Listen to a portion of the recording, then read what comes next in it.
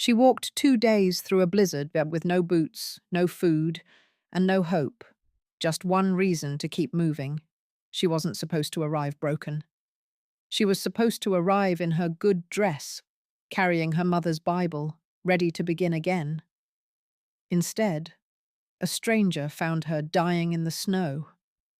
And what he uncovered when he pulled her from the cold would drag them both into a war that had been waiting 15 years to finally end.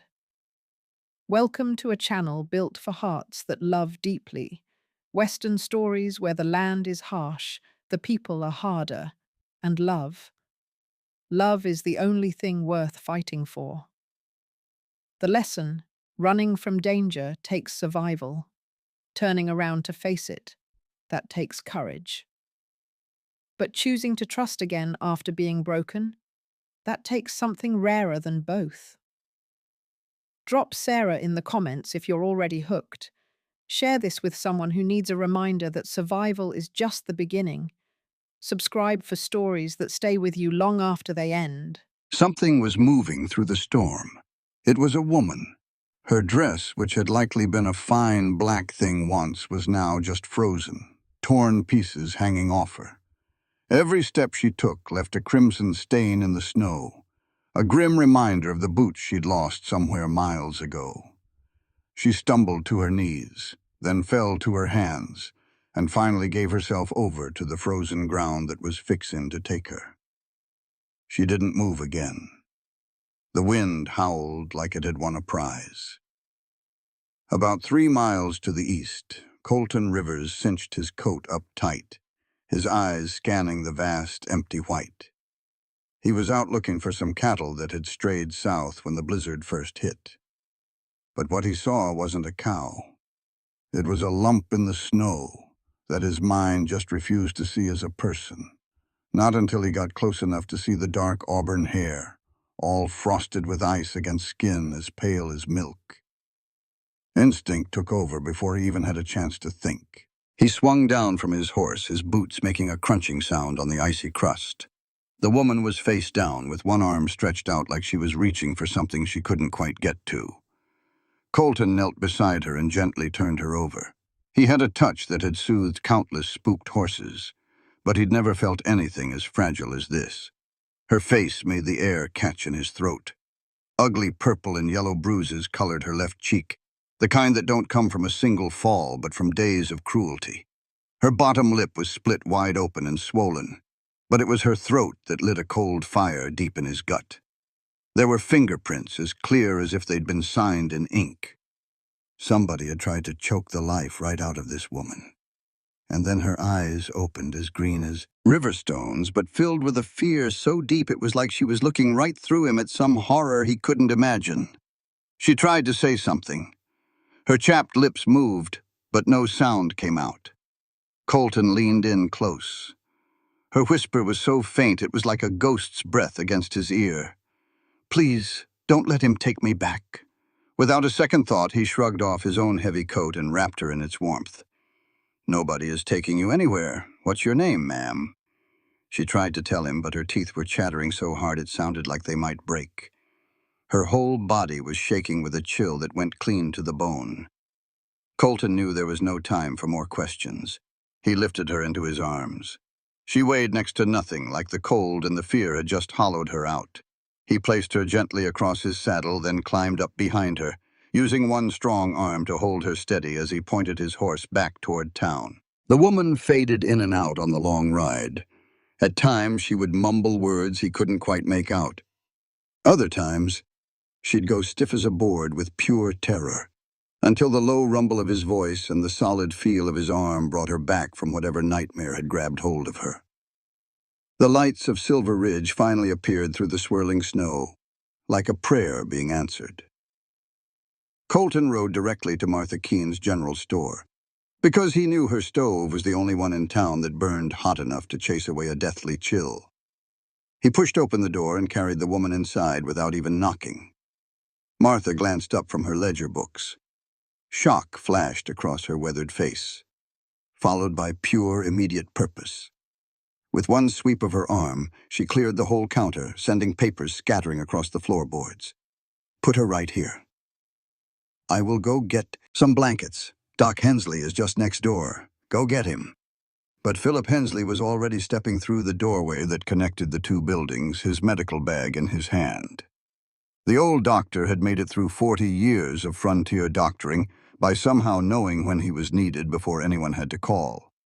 He checked the woman over with a gentle, practiced hand, while Martha piled warm quilts on top of her and tried to get her to sip some warm broth. At first, the woman couldn't even swallow. The broth just trickled down her chin. But Martha kept trying with a steady patience until the simple animal need for warmth finally made her body cooperate. Colton just stood by the door, feeling mostly useless. He watched as a little bit of color slowly returned to the woman's pale cheeks. He watched her eyes when they opened again, darting around the room with the wary look of a creature that had learned the hard way, that feeling safe never lasts for long. Dr. Hensley finally stood up straight and pulled Colton to the side. He lowered his voice, using that tone doctors get when the news is not good. She is going to make it. The frostbite is not too bad. You got to her in time. But Colton, those bruises. Someone has been beating her. And not just once. The marks on her ribs tell me she has at least one cracked. There are rope burns on her wrists. She was tied up. And those marks on her neck. The doctor stopped talking for a moment. The same hands that were steady as a rock during surgery were now trembling just a little. Somebody tried to end this woman's life, and she is starving. This was not just one bad night. This is something that has been happening for weeks, maybe even months. Colton's hands balled into tight fists. Did she tell you who did it? She has not said a word. She is too terrified, I reckon. Maybe when she gets a little stronger. But Colton, there is something else. When I was looking through her things for some kind of identification, I found this. He reached into his pocket and pulled out a damp envelope. The ink was smeared from the snow, but you could still read the address. It was for Colton Rivers in Silver Ridge, Montana. The return address was from St. Louis. Colton took the letter, his hands feeling strangely numb. He knew that handwriting. He had seen it on a dozen letters he had received over the last 2 months. They were from a woman named Sarah Brennan, who had answered his newspaper advertisement for a wife. The letters had been plain and honest about her tough situation. They were letters that had given him a flicker of hope that maybe something good could still happen in his own quiet, lonely house. "That's your mail-order bride," Martha said softly, having come to stand right beside them. "That there is Sarah Brennan." Colton looked over at the woman lying on Martha's counter, at the ugly bruises, the fear in her eyes, and the broken look of a person who had walked through hell and somehow come out the other side. This was not at all how he had pictured the meeting. He had imagined a clumsy introduction at the train station, some awkward small talk on the wagon ride out to his ranch, and the slow, careful dance of two strangers trying to make a life together out of little more than need and hope. He had never once pictured finding her bleeding in the snow. He had never pictured the shape of another man's fingers bruised onto her throat. "What in God's name happened to you?" he whispered, even though he knew she could not answer him yet. The fire in the stove crackled, and the wind rattled the window panes. And there, in the growing warmth of Martha's store, Sarah Brennan started her long, slow walk back from the brink of death. She slept for a solid 4 hours. When she finally woke up, the raw terror in her eyes had faded into a deep, weary sadness. She accepted the cup of coffee Martha handed her, clutching it with both hands like she was afraid someone might snatch it away. Her eyes went from one person to the next, Martha, who was now a familiar, comforting presence, Doc Hensley with his kind eyes and patient manner, and then Colton, who was standing by the door like he was not sure if he should go or stay. When she finally spoke, her voice was as rough as gravel. "Where am I?" "You are in Silver Ridge, Montana," Martha told her. "You are safe here, child." For a moment, a look of recognition passed over Sarah's face. Then something that almost looked like relief. It was followed quickly by a wave of sharp, painful shame. "My name is Sarah Brennan. I am the woman Mr. Rivers sent for, The bride from the advertisement. She looked right at Colton as she said it, her gaze holding his with a force that felt like either a dare or a desperate plea. I was supposed to be at the station 3 days ago. I was supposed to be in my good dress, holding my mother's Bible. I was supposed to make a good first impression. Her voice cracked on that last part. I am so sorry. I am just so sorry. This is not how any of this was supposed to be. In 3 long strides, Colton crossed the room. He grabbed a chair and pulled it up close to her, sitting down so he could look her right in the eye. Miss Brennan, I do not care one bit how you got here. All I care about is that you made it here alive. Whatever happened to you between St. Louis and here, it was not your fault. Do you understand what I am telling you? It was not your fault. Tears started to stream down her face, and she did not even try to stop them. I have to tell you what happened. You have to know what you are getting yourself into. You need to know what kind of trouble I have brought right to your doorstep. And so, the story began to unfold. It came out in broken pieces at first, but then it all came out in a rush. She had run away from St. Louis 6 weeks ago to escape an uncle who had become a monster after her father died.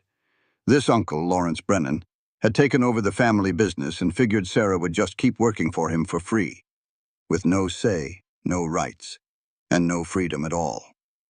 The first time she tried to leave, he locked her in her room. The second time, he beat her. The advertisement for a mail-order bride had been her last chance, a way to vanish where even her uncle's money and influence could not find her. Colton's letters, she said, had been honest. He was a widower with 3 children, a small ranch, and a life full of hard work and harder winters. But he had also promised her safety, respect, and a chance for a new beginning. On the train ride west, she had met a man named Garrett Vaughn, who was well-dressed and full of smooth talk and charm. He had bought her a cup of coffee when the train stopped in Wyoming. Just a few minutes after she drank it, the world started to get fuzzy and then went completely black. She woke up in a strange cabin tied to a chair. Vaughn had calmly explained, like he was talking about the weather, that her uncle had paid him to bring her back. $500, he said, dead or alive. But Vaughn had his own ideas, his own digging, and found something that paid a whole lot better. A man named Colton Rivers owned some land, and it was mighty valuable. Turns out Vaughn's boss, Silas Kane, wanted that land something fierce. Sarah explained that Vaughn answered to him. She said Kane was the biggest land baron in all of Montana. She told them, Kane wants your ranch, and he has for a long, long time. Colton's face turned into a stone mask. Martha slapped a hand over her mouth. Sarah went on, Vaughn's plan was to bring me here just like he promised. He'd let us get married, then he'd use me to tear you down from the inside. I was supposed to listen in, find your weaknesses, and make it easy for Kane to swoop in and take everything. And if I said no, Vaughn swore he'd kill Colton's children. She said he described them perfectly to prove he'd been watching. 3 little ones, a girl trying to act tough, a boy who adored animals, and a little one who never spoke a word. The threat was real, it was detailed, and she believed every bit of it. 2 days earlier, they'd stopped at a trading post. Vaughn had stepped inside to send off a telegram. That was Sarah's moment. She'd managed to pick the lock on her cuffs with a hairpin. It was a trick she learned from an old friend of her uncle's, a fellow who felt sorry for her once. She lit out for the mountains with nothing but the clothes on her back. Vaughn came after her. She could hear him hollering her name through the trees, his voice flipping from sweet talk to pure rage. The blizzard was what saved her. It hid her trail and forced Vaughn to find cover. But that same storm nearly froze her solid. She had wandered for 2 whole days with no food, wearing nothing warm, and with no idea where she was heading except away. Just anywhere away from the man who wanted to use her like a loaded gun. When she finally finished her story, the room fell dead quiet. All you could hear was the gentle crackle of the fire and the low moan of the wind outside. Colton got up and walked over to the window. He just stared out at the street buried in snow where nothing was moving. When he finally spoke, his voice was heavy, like he wasn't asking a question but stating a hard truth. This Silas Kane, he said. He's been after my land for 15 years, since before my own father passed away. He wanted it before I even took over the place. He turned around to face them. My father and Silas were partners in business 30 years back. They had a lumber mill together. But my father found out Silas was using that mill to hide his crooked land deals. He told Silas he was going to report him to the law. So Silas turned the tables and framed my father for his own crimes. You could see the pain in his eyes. My father did 10 years in prison for things Silas did. When he got out, he was a shell of a man. He died a year later. But right before he passed, he made me swear an oath. Colton's hands balled up into tight fists. He made me promise I would never, ever let Silas Kane get his hands on our land, that I'd fight him with everything I had, that I'd make him pay for what he did. I've held on to that promise for 10 years. Every single scheme Silas has cooked up, I've managed to stop. Every legal trick he's tried, I've found a way around. He's been patient, I'll give him that. And now it looks like he's decided to play a different game. Sarah's eyes got wide. He's using me. He tried to use you, Colton corrected her. There's a big difference. Miss Brennan, you're not a weapon. You're a fighter who made it through hell, and from now on you're under my roof and my protection. If Garrett Vaughn wants to come after my children, he's welcome to try. But he's gonna have to get through me to do it.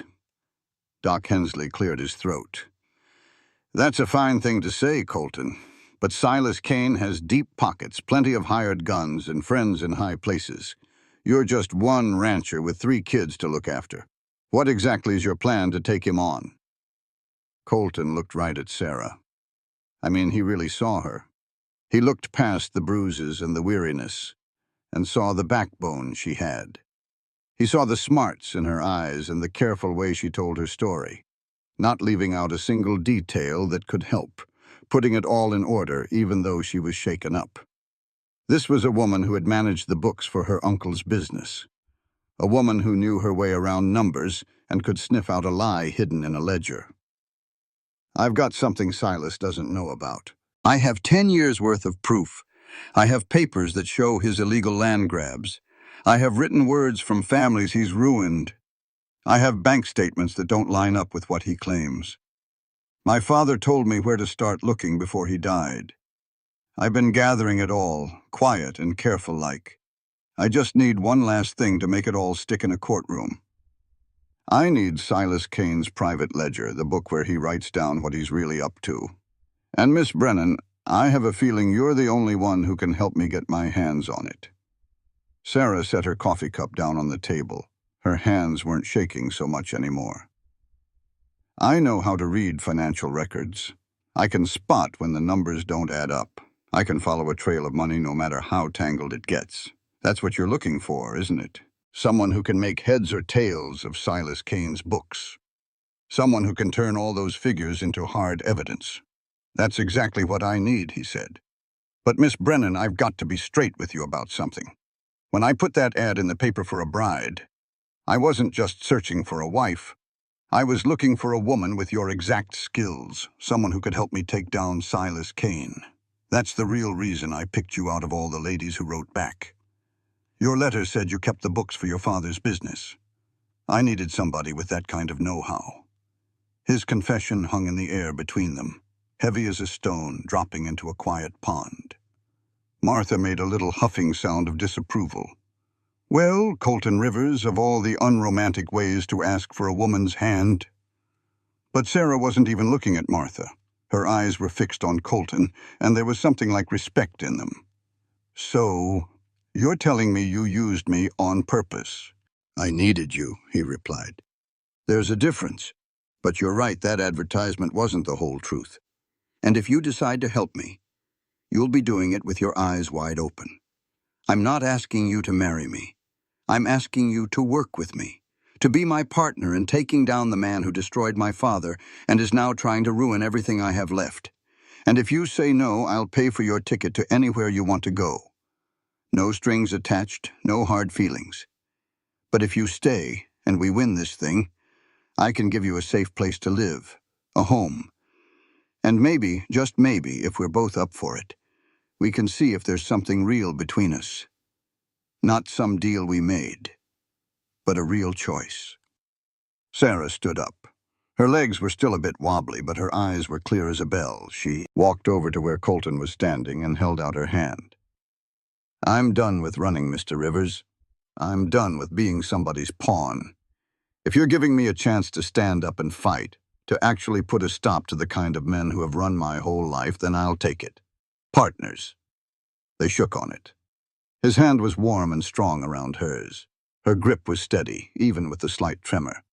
They held on just a second longer than they had to, and in that quiet moment something unspoken passed between them, something neither one was quite ready to put a name to yet. Martha dabbed at her eyes. Well, this is the most peculiar courtship I have ever laid eyes on, but I reckon it'll do just fine. Just then, the store's front door flew open with a bang. Thomas Rivers, all of 9 years old and buzzing with energy, came bursting in. His cheeks were red from the cold and full of excitement. "Papa, there's a fella at the ranch. He says he's here about a business deal, and he gave Emma a shiny silver dollar just for opening the door." Colton's face turned as cold and hard as a chunk of winter ice. "What's this man look like?" "He's got fancy clothes on, and a real white smile, and he has a scar on his hand shaped just like a hook." The little bit of color that had returned to Sarah's face vanished completely. "That's Garrett Vaughn," she whispered. "He's already at your ranch, with your children." Before she even finished the sentence, Colton was already moving. He snatched his rifle from where it was leaning against the wall and was out that door in 3 long strides. Doc Hensley was right on his heels, pulling his own pistol from the medical bag he kept for emergencies that had nothing to do with medicine. Sarah tried to go after them. Her knees just gave out. Martha was right there to catch her. "Easy now, child. You're in no shape for this. Those children, if Vaughn lays a hand on them because of me, he will not. Colton Rivers might be a lot of things, but he has never failed to protect his own." The wind had settled down. The snow was falling soft and steady now, as Colton spurred his horse hard toward the ranch. Thomas held on tight behind him, and Doc Hensley did his best to keep up on his own horse. Those 5 miles between town and his home had never felt so dang long. Every single second felt like it stretched on forever. Every picture that popped into his head was worse than the one before it. Emma and Lily, all alone with a man who beat Sarah so bad she ran out into a blizzard that could kill a person. Emma, with all her stubborn pride and that fierce need to protect her family. Lily, with her quiet ways and those 2 eyes that saw everything. Finally, the ranch came into view through the falling snow. Smoke was curling up from the chimney. A warm light glowed in the windows. Everything looked peaceful, just like any other night. But that did not mean a thing. Trouble often wears a mask of normal, right up until it is too late to do anything about it. A horse was tied to the porch rail. It had an expensive saddle and looked like a well-fed animal. The kind of horse a man with money would ride. Colton swung down and handed Thomas to Doc Hensley. "Take him around to the back. Get him inside through the kitchen and keep him and the girls together. If you hear shooting, you get them out of there and you run. Do not wait for me." Doc just nodded once. There were no arguments. This was not the time for them. Colton walked up to his own front door. He did not rush. He did not pull his gun. He opened the door and found a scene of awful politeness. Garrett Vaughn was sitting in Colton's chair by Colton's fire, drinking coffee from one of Colton's cups. Emma stood over by the window with her arms crossed, her face looking way too old for a 12-year-old. Lily was sitting on the floor with her rag doll, just watching Vaughn, with the steady gaze of a little animal, trying to figure out if something is a friend or a predator. Vaughn looked up. His smile was smooth and practiced. It was the smile of a man who sold things for a living and did not care one bit if he was selling land deeds or people's lives. "Mr. Rivers," at last, "I was starting to think you had forgotten about our meeting." Colton closed the door behind him, nice and quiet. "We do not have a meeting, and you are in my house without an invitation. Here in Montana, we call that trespassing. Is that so? How unfortunate. I was hoping we could talk about a business deal. My employer, Silas Kane, is very interested in buying your property. He has authorized me to offer you $10,000. That is well above what it is worth, I promise you. I am not interested. I believe you ought to think it over. This land has to be a heavy burden. A widower with 3 children to raise and a constant fight just to keep food on the table. $10,000 could set you up with a comfortable life somewhere easier, somewhere a whole lot safer for these beautiful children. The threat was gentle, wrapped up in what sounded like concern, but it was a threat all the same. Emma's hand moved toward the fireplace poker. Colton caught her eye and gave his head one tiny shake. She stopped cold. Mr. Vaughn, I know who you are. I know you work for Silas Kane. I know you took Sarah Brennan off a train and beat her. And I know you threatened to kill my children if she did not do what you said. Vaughn's smile never wavered, but something cold flickered deep in his eyes. That is quite a story. Do you have any proof? I have her word. She is in town right now, safe with Doc Hensley and Martha Keene. She will be talking to the territorial marshal just as soon as the telegraph lines are working again. Ah, the runaway bride. Yes, I did meet Miss Brennan on the train. A troubled young woman, that one. Her uncle, Lewis, is terribly worried. He has put up a reward for her safe return. $500, I think it was. All legal and official. I could even show you the paperwork. I am sure you could. And I am sure it is a very convincing fake. Vaughn set down his coffee cup. The friendly mask was starting to crack. Mr. Rivers, let me be perfectly clear. Silas Kane wants this land. He is going to have this land. The only question left is whether you walk away from it with money in your pocket or you get carried away in a box. You are just one man. Silas has 20. You have 3 children to look after. You need to think about what is best for them. Colton took one step forward, and then another, until he was standing right over Vaughn's chair, looking down at the man who had beaten a woman half to death and threatened to murder his children. Here is what I think is best for my children. I think it is best they learn that evil men do not get to win just because they have more money and more guns. I think it is best they see their father stand up to a bully instead of backing down. And I think it is best that you get out of my house before I forget I am trying to act civilized. Vaughn got to his feet. They were about the same height and about the same age, but one of them had spent 15 years fighting Montana winters, stubborn cattle, and the ghost of a good man who was destroyed by injustice. The other one had spent those years threatening folks who could not fight back. You could see the difference. You are making a mistake, Vaughn said. Well then, it is my mistake to make. Get out. Silas will not give up. He never does. Neither do I. You tell your boss that Colton Rivers said he can come and try to take this land. But he had better bring an army because I will be ready for him. Vaughn walked to the door and stopped with his hand on the latch. Sarah Brennan is going to be the death of you and your family. When it happens, do not say I did not warn you. He left. The sound of his horse's hooves faded away into the snowy quiet. The room was filled with a loud silence. Emma was the first to speak. Pa? Who was that, really? An evil man who works for another evil man. But they are not going to win. Not if we are smart and brave and careful. What if we are not smart enough? What if they are stronger? Colton knelt down in front of his daughter and took her hands in his. Then we get help. And we fight anyway. Because some things are worth fighting for. This ranch. This family. The truth about what happened to your grandfather. Those things matter more than just being safe. Lily came and stood next to them. She tugged on Colton's sleeve and handed him her rag doll. Then, with careful movements, she signed the doll's name. It was Hope. That is right, sweetheart. Hope. We hang on to that. Doc Hensley and Thomas came in through the kitchen door. Thomas was just full of questions about the dangerous man, and why his pa had been so angry, and if there was going to be a real fight. Doc quieted him down with a look and a gentle hand on his shoulder. Colton, we need to figure out what to do next. Vaughn knows Sarah is alive and that she is talking. He will report back to Kane. They will come at us harder now. I know. That is why we have to move first. Doc, can you send a telegram to the Territorial Marshal's office in Helena? Tell them we need help with a land fraud case. Tell them we have proof. I can try, Colton, but Kane has connections.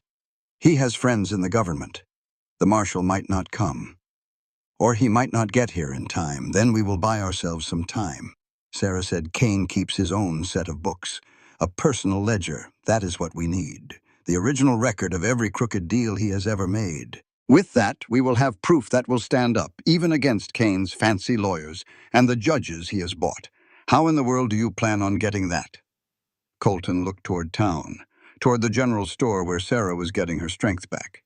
Sarah, who had lived through 6 weeks of hell and walked through a blizzard rather than be used as a weapon against innocent people.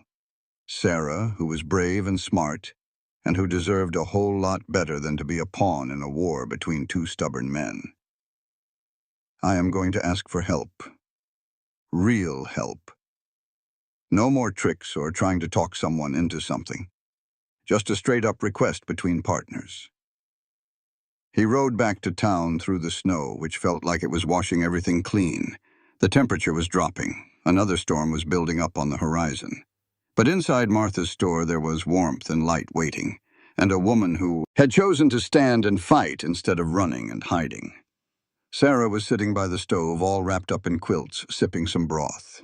She looked up the moment Colton came in. Her eyes asked the question before she could even say a word. The children are safe. Vaughn is gone for now. You could see the relief wash over her face. Then it was replaced by determination. What happens now? That depends on you. I need to get my hands on Silas Kane's ledger, the one with all his real records in it. Sarah, you are the only one who could know which papers are the real deal and which ones are just there to throw us off. But getting into Kane's property is going to be dangerous. I will not ask you to put yourself at risk. Not after everything you have been through. Sarah set down her bowl of broth. She stood up. Her legs were stronger now. Her back was straight, even though she was exhausted. Mr. Rivers. Colton. I spent 6 weeks as Garrett Vaughn's prisoner. I walked for 2 days through the mountains in a blizzard. I have survived an uncle who beat me and a cousin who wanted to have me locked away in an asylum just to steal what was mine.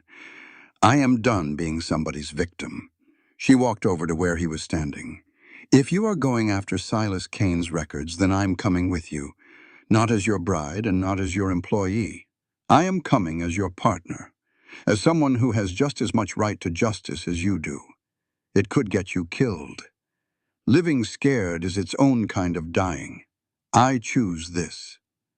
Colton looked at her, really looked at her, past the bruises that were already starting to heal, past the exhaustion and all the trauma, and saw the core of pure steel she had inside. This was a woman who had kept her head through a kidnapping and pain, a woman who had picked locks to escape into a blizzard and somehow lived. This was not someone who would fold under pressure. All right then, we are in this together. But Sarah, you need to hear me clear. My children have already buried one mother. If we do this, if we take the fight to Kane, there is a good chance neither of us walks away. I have to know you accept that risk. I accept it. And do you accept that those kids need to see grown-ups stand up for what is right? That the only real way to keep them safe is to stop the man who is hunting them? I do. They stood near each other in the glow of the lamp. Outside, the storm was getting worse. Inside, something else was taking shape between them. It was not romance, not just yet. It was something stronger. A deep-down knowing, like finding a kindred spirit who had also been shattered by the world and had refused to stay on the ground. Martha, watching from behind her counter, could not help but smile through her worry. 2 souls had walked into her store today. One was frozen and close to death. The other was desperate to help a stranger. Now those 2 were becoming a team, a force that might just, with a little luck and a lot of grit, become unstoppable.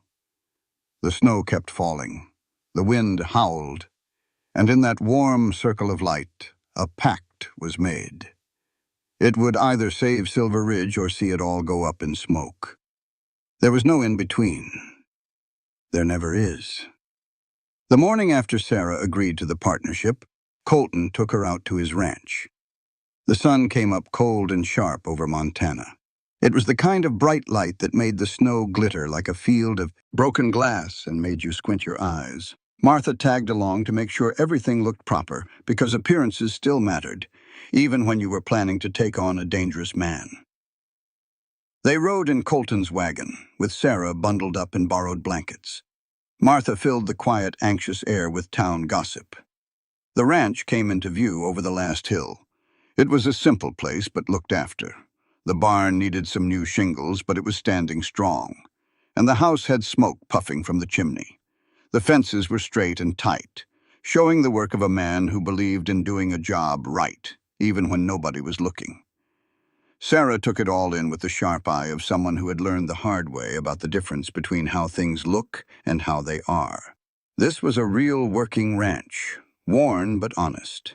3 little figures were standing on the porch, waiting and watching them. Emma stood right at the front, her arms crossed tight against her chest in a way that looked both defensive and judging. She was 12 years old, but acted like she was 40, with dark hair pulled back tight. Her eyes saw everything and did not forgive much. She had been the mother to her brother and sister since their own mama passed on. She was not about to give up that job to just anyone. Thomas was bouncing on the balls of his feet next to her, full of more energy than his 9-year-old body could hardly hold. He had curious eyes and a friendly face, a boy who had not yet learned that the world was a place you had to be careful in. And then there was Lily, 7 years old and as quiet as a stone. She clutched a rag doll to her chest and watched the wagon get closer with eyes that looked too old and too wise for such a little girl. Colton helped Sarah climb down. Her legs felt stronger today, but they were still a little shaky. The children's eyes followed her every move. Emma, Thomas, Lily, Colton said. His voice was steady and careful, like a man walking on thin ice. This is Miss Sarah Brennan. She is going to be staying with us for a bit. She will be helping me with the books and the accounts. Thomas could not hold his question in. Is she the lady you ordered from the catalog? Are you fixing to marry her and make more babies? Thomas, Emma hissed at him. But Colton gave him a straight answer. Miss Brennan is a friend who needs a safe place. We are going to help her, and she is going to help us with some mighty important work. That is all y'all need to worry about for now. Emma's jaw set hard. Where is she sleeping? In the guest room, away from everybody else. A little bit of the tightness went out of Emma's shoulders. She did not look happy, but she was not putting up a fight either. Sarah stepped forward. She did not put on a fake smile or try to win them over. She just looked right at each child and told them the simple truth. I know this is strange for y'all. I know you do not know me and have no reason to welcome me here. I am not trying to replace anyone or take anything from your family. I am here because your father is helping me get away from some very bad people, and I think I can help him with something important too. If having me here makes you feel uneasy, I surely understand. But I promise you, I will do my best to stay out of your hair. Her honesty seemed to catch them off guard. Thomas was the first to speak up. Do you like critters? I have got 3 cats, a rabbit, and 2 chickens I am teaching to do tricks. In spite of everything, Sarah felt a real smile begin to form. I like animals very much. You want to see them? General Carrots just learned how to hop in a circle yesterday. Thomas, Emma said his name again with more of an edge this time, but Sarah was already nodding her head. I would like that very much. Thomas took her hand with the easy trust of a boy who had not yet been taught that grown-ups could tell lies. He pulled her toward the barn, talking a mile a minute about all his animals. Sarah let him lead the way, keeping up with his pace and listening to his endless thoughts on how rabbits think and the best way to train chickens. Emma watched them go with a look on her face that Martha could not quite figure out. Lily tugged on Colton's coat. She pointed at Sarah, then at herself, and then made a few careful motions with her hands. Colton knelt down beside her. You want to know if she is a safe person? Lily nodded. I think so, sweetheart. I surely hope so. But you let me know if anything feels wrong. You understand? You tell me, and I will take care of it. Lily thought about that for a second. Then she walked toward the barn, where Thomas's excited voice floated on the cold air, mixed with Sarah's softer replies. The little girl stopped right in the doorway, just watching and making up her own mind.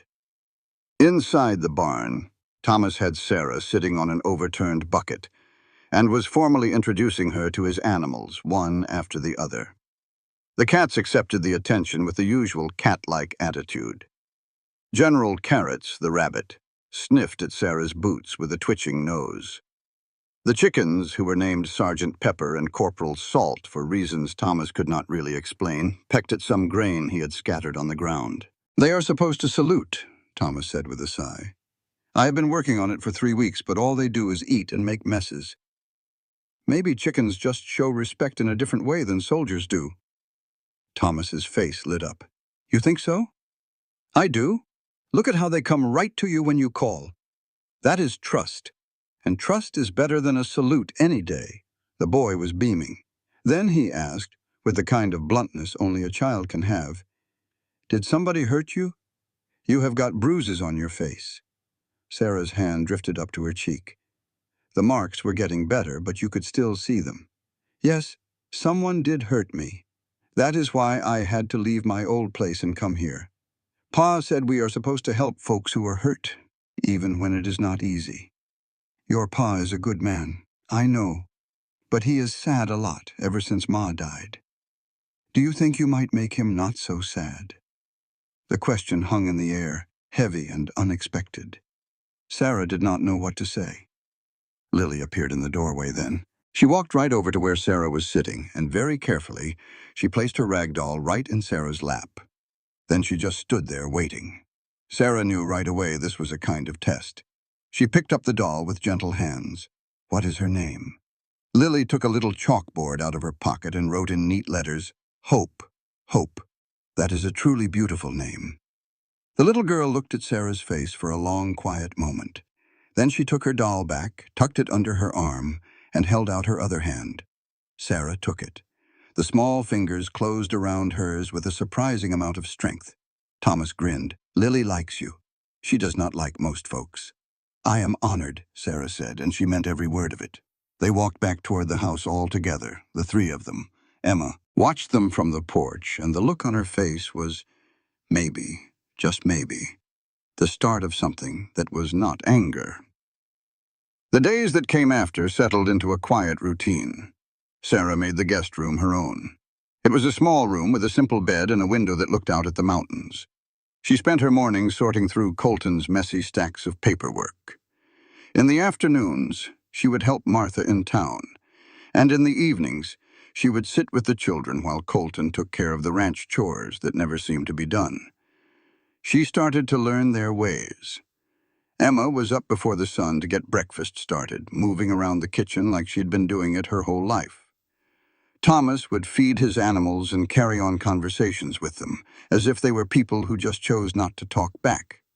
Lily would draw in her sketchbook, making perfect little pictures of the ranch and the mountains. Sometimes she drew people, but she always left their faces blank. Little by little, Sarah started to find her own spot in the delicate balance of their home.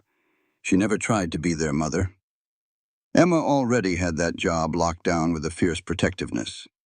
Instead, Sarah became something different.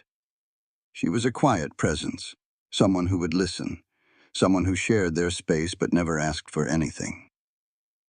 One evening, Emma came in and saw Sarah mending a rip in Thomas's shirt. The girl stood in the doorway and watched for a minute. You do not have to do that. I can fix it. I know you can. I have seen your sewing. You are very good at it. But I enjoy sewing. It helps me clear my head. Emma came over and sat down in the chair across the table. Ma used to sew at night. She always said it was peaceful. It is. They sat there for a while without talking. Sarah's needle worked its way through the cloth. Emma's little fingers drew invisible lines on the wooden table. You're not like the other ones. Emma said after a long, quiet spell. What other ones?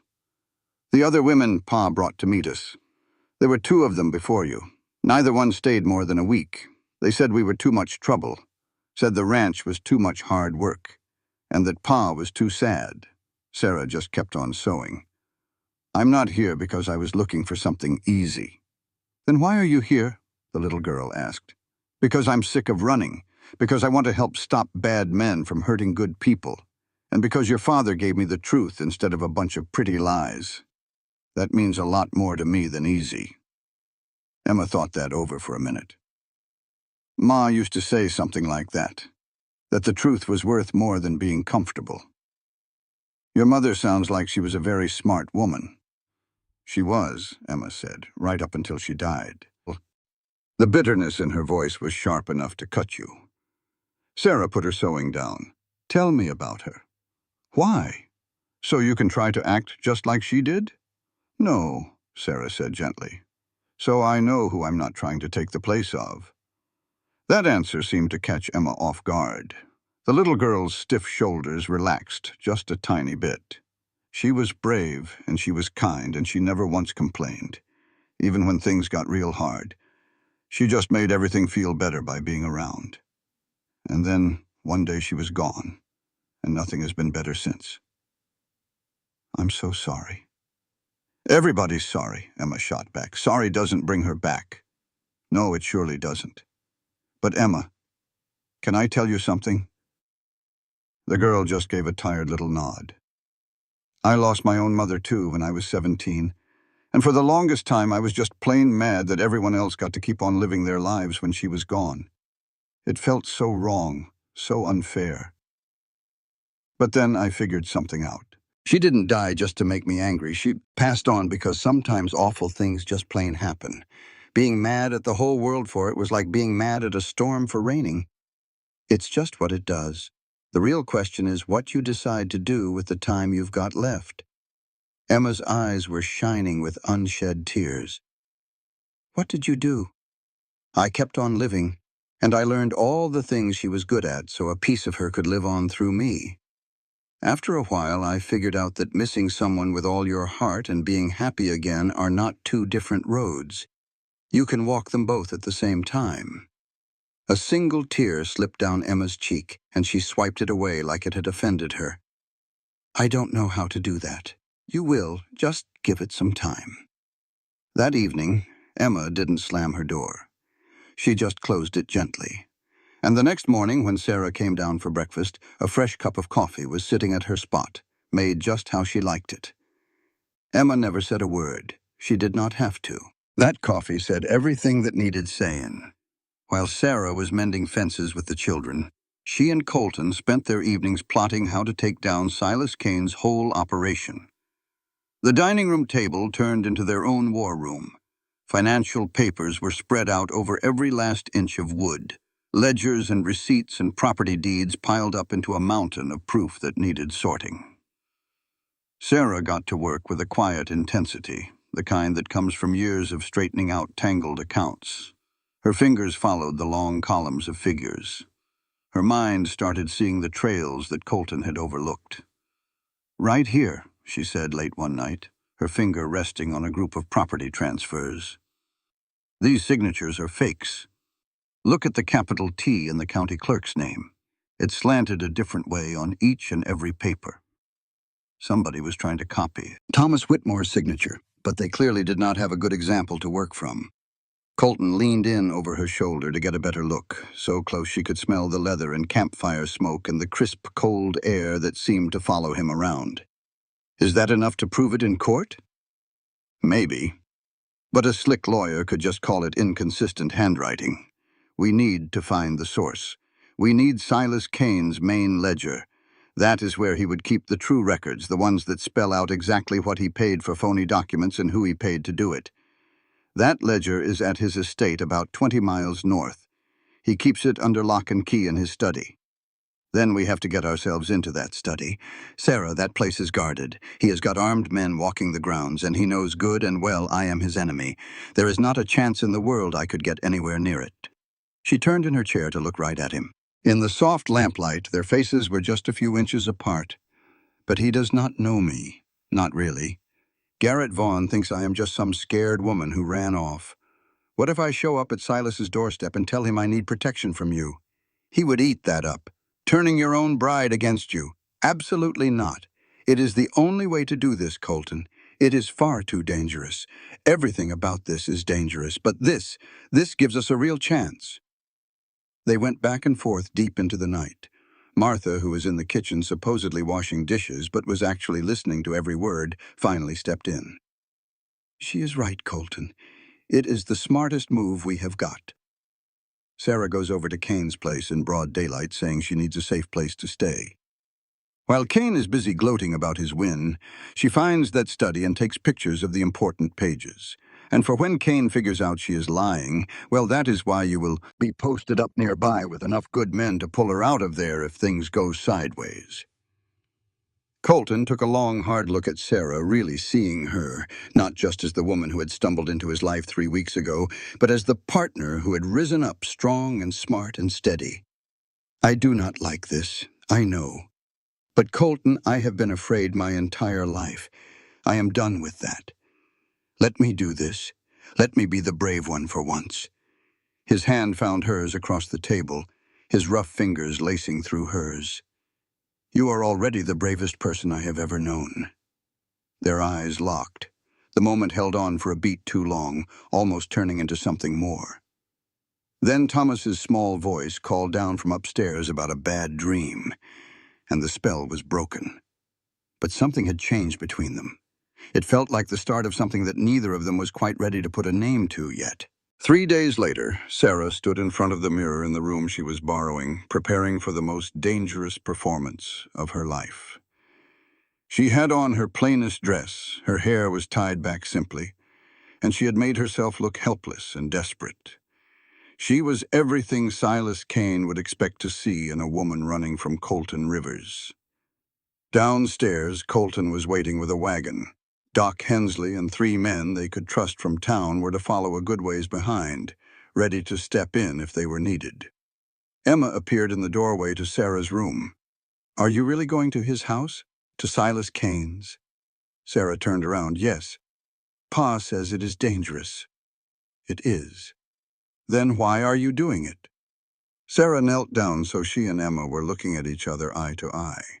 Because sometimes the only way to stop being afraid is to walk right up to the thing that scares you the most and look it in the eye.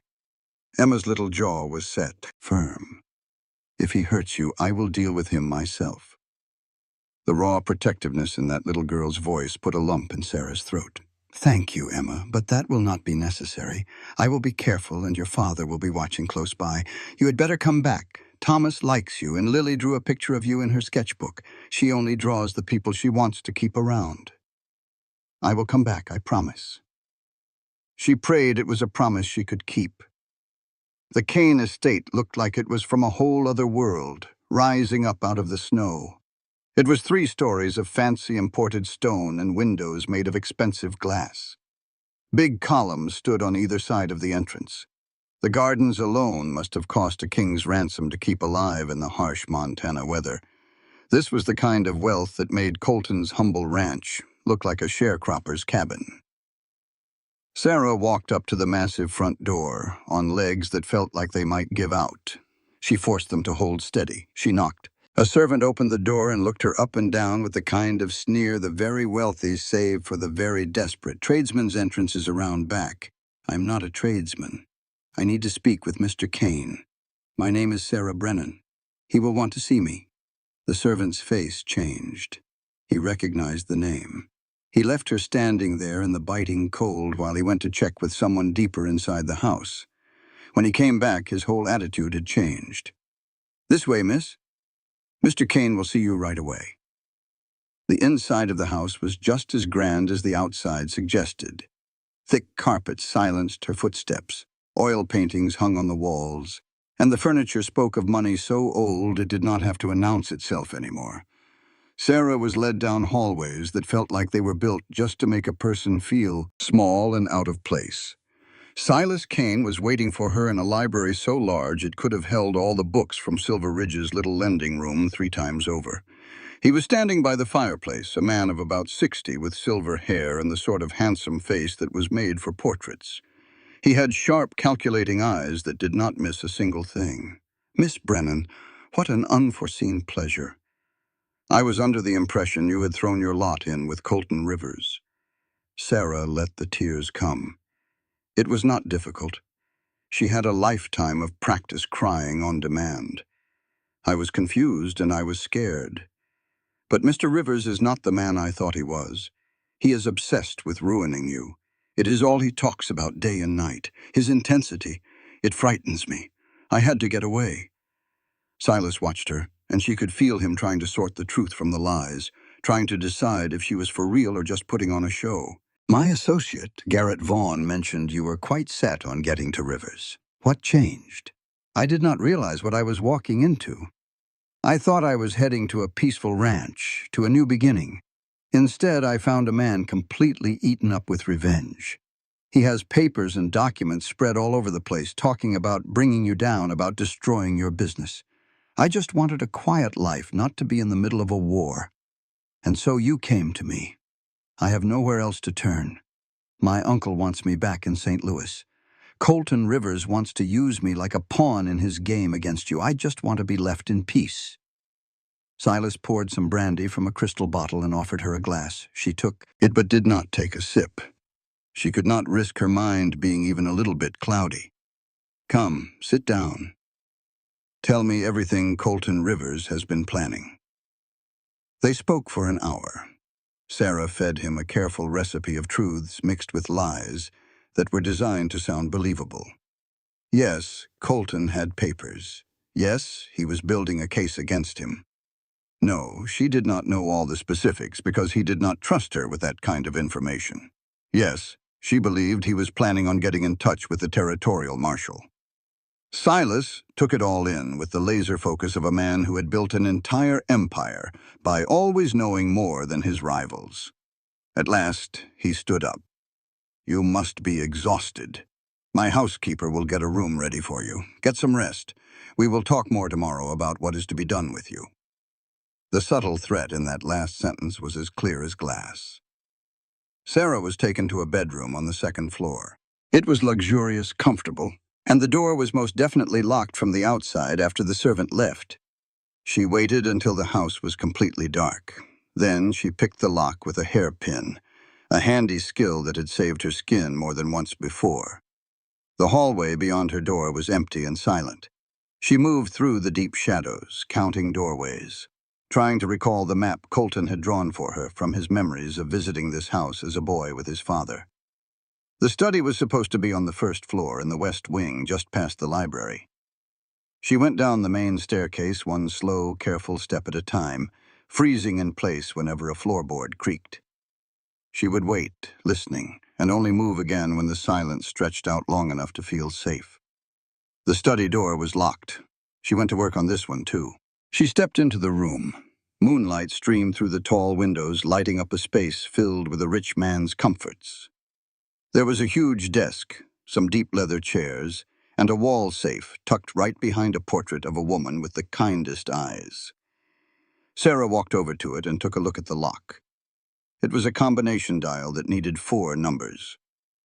She started digging through the desk, hoping to find a clue. She found a ledger book, but it wasn't the main one, just a record of recent business. There was nothing in it bad enough to hold up in a court of law. She tried the drawers, but they were locked tight. She picked those locks, too. Inside, she found a key and a note written in Silas's own hand. It said, "Vault Combination, Hannah's birthday." A chill ran straight through Sarah. Hannah. That was Colton's wife who had passed away. Why on earth would Silas Kane be using her birthday for his safe combination? What in the world was the connection between a man like Silas Kane and Hannah Rivers? Before her mind could even start to sort it out, she heard voices down the hall. Footsteps were getting closer. She snatched the little ledger, stuffed it down the front of her dress, and dove into a closet. She pulled the door nearly shut, leaving just a crack to peek through. The study door swung open. In walked Silas Kane with Garrett Vaughn right behind him. Garrett asked, "Are you absolutely sure we can trust her?" "Of course not," Silas said. "She is lying through her teeth, but we will let her think I believe her. When Colton comes looking for her, and believe me, he will, we will be ready for him." Sarah's heart was pounding against her ribs like a drum. Garrett then asked, "And what about the children?" "Tomorrow night," Silas answered. "Colton will be at the town meeting. He never misses the first Wednesday of the month. His children will be at home with just that old foreman. We will go and take them. We will use them to get what we want. Colton signs his land over to us, or we start sending him pieces of his daughters." A storm of pure rage and terror battled inside Sarah's chest. She had to bite her lip hard to keep from crying out. "When do we make our move?" Garrett asked. "Tomorrow, right at sundown. Get 6 good men and make sure they are armed. I want this done fast, and I want it done quiet." They talked for a few more minutes about the details, and then they left. Sarah stayed hidden in that dark closet until the whole house was silent. Then she slipped out. She had to get to Colton and warn him. She had to stop this terrible plan before those children were harmed because of her. She climbed out of a window, landed in the soft snow, and ran through the dark toward the spot where she knew Colton would be waiting with Doc Hensley and the others. She found them about 2 miles from the big house. The horses were skittish and the men were tense. Colton was off his horse before she even reached them. "Sarah, did you get it? Are you all right?" Between ragged breaths that burned her lungs, she spilled the whole ugly story. The plan to take his children tomorrow night. The 6 armed men. Colton's face turned pale as a ghost, then hardened like a slab of Montana granite. "I have to get them out of there tonight. I will take them to Martha's in town." "No," Sarah said, grabbing his arm. "If you run, Silas wins. He will take your land anyway when you are not there to defend it. We have to stand and fight. Not with my children's lives on the line." "Then we set a trap for him," she insisted. "We let him think his plan is working. And when he sends his men for the children, we will be there waiting for them." Doc Hensley stepped up. "The girl's right, Colton. We get the children to a safe place, but we make it look like everything is normal at the ranch. Then we ambush Vaughn's men when they show up. We will make them testify against Kane." Colton looked back and forth between them. His entire world was hanging. Everything was on the line. His children, his land, his daddy's legacy, every single thing he had ever fought for. He said, "All right, we're setting the trap. But if one thing goes wrong, if there's even a shadow of danger for Emma, Thomas, or Lily, we get them out of there immediately. Agreed?" Sarah nodded. "Agreed." They rode like the wind for Silver Ridge and planned straight through the night. By the time the sun came up, every last detail was hammered out. Emma, Thomas, and Lily had to know the truth. They had to be part of the plan. Colton had learned the hard way that kids were a whole lot braver than most grown-ups ever gave them credit for, and even stronger when they knew what was coming. He gathered them at the breakfast table and laid it all out. Emma's reaction was instant. "So, we are the bait." Colton said, "You are brave children helping us catch some very bad men, and I will be there the whole time, hidden, watching every move. The second anything feels off, I will stop it." Thomas nearly bounced out of his chair with excitement. "Like a real military operation. Can I get a code name?" Colton sighed. "Thomas, this is serious." But Lily, she just pulled out her little slate and wrote, "I trust you, Pa." Those 4 words settled Colton's nerves more than any amount of tactical planning ever could have. The next day felt like it was a year long. Sarah could not take a bite of food, could not sit still for a minute. She went over the plans again and again, making sure everyone knew exactly where they needed to be. She tried her best not to think about all the ways this could turn into a complete disaster. As the sun began to set, the trap was ready. Colton, Sarah, Doc, Martha, and 5 men they trusted with their lives were hidden in positions all around the ranch. The children were told to act like it was any other night, go to bed at their usual time, and trust that the adults were there to protect them. Darkness fell over the valley. The ranch looked empty and peaceful, like an easy target. They came at 8 o'clock. 6 men rode up on horseback, armed and full of confidence, led by Garrett Vaughn himself. He clearly expected this to be a simple job. They broke into the house right through the kitchen door and moved from room to room with their guns drawn. They finally found the children's bedroom. Emma, Thomas, and Lily were lying in their beds, their eyes wide open and their hearts hammering in their chests. But on the outside, they looked calm.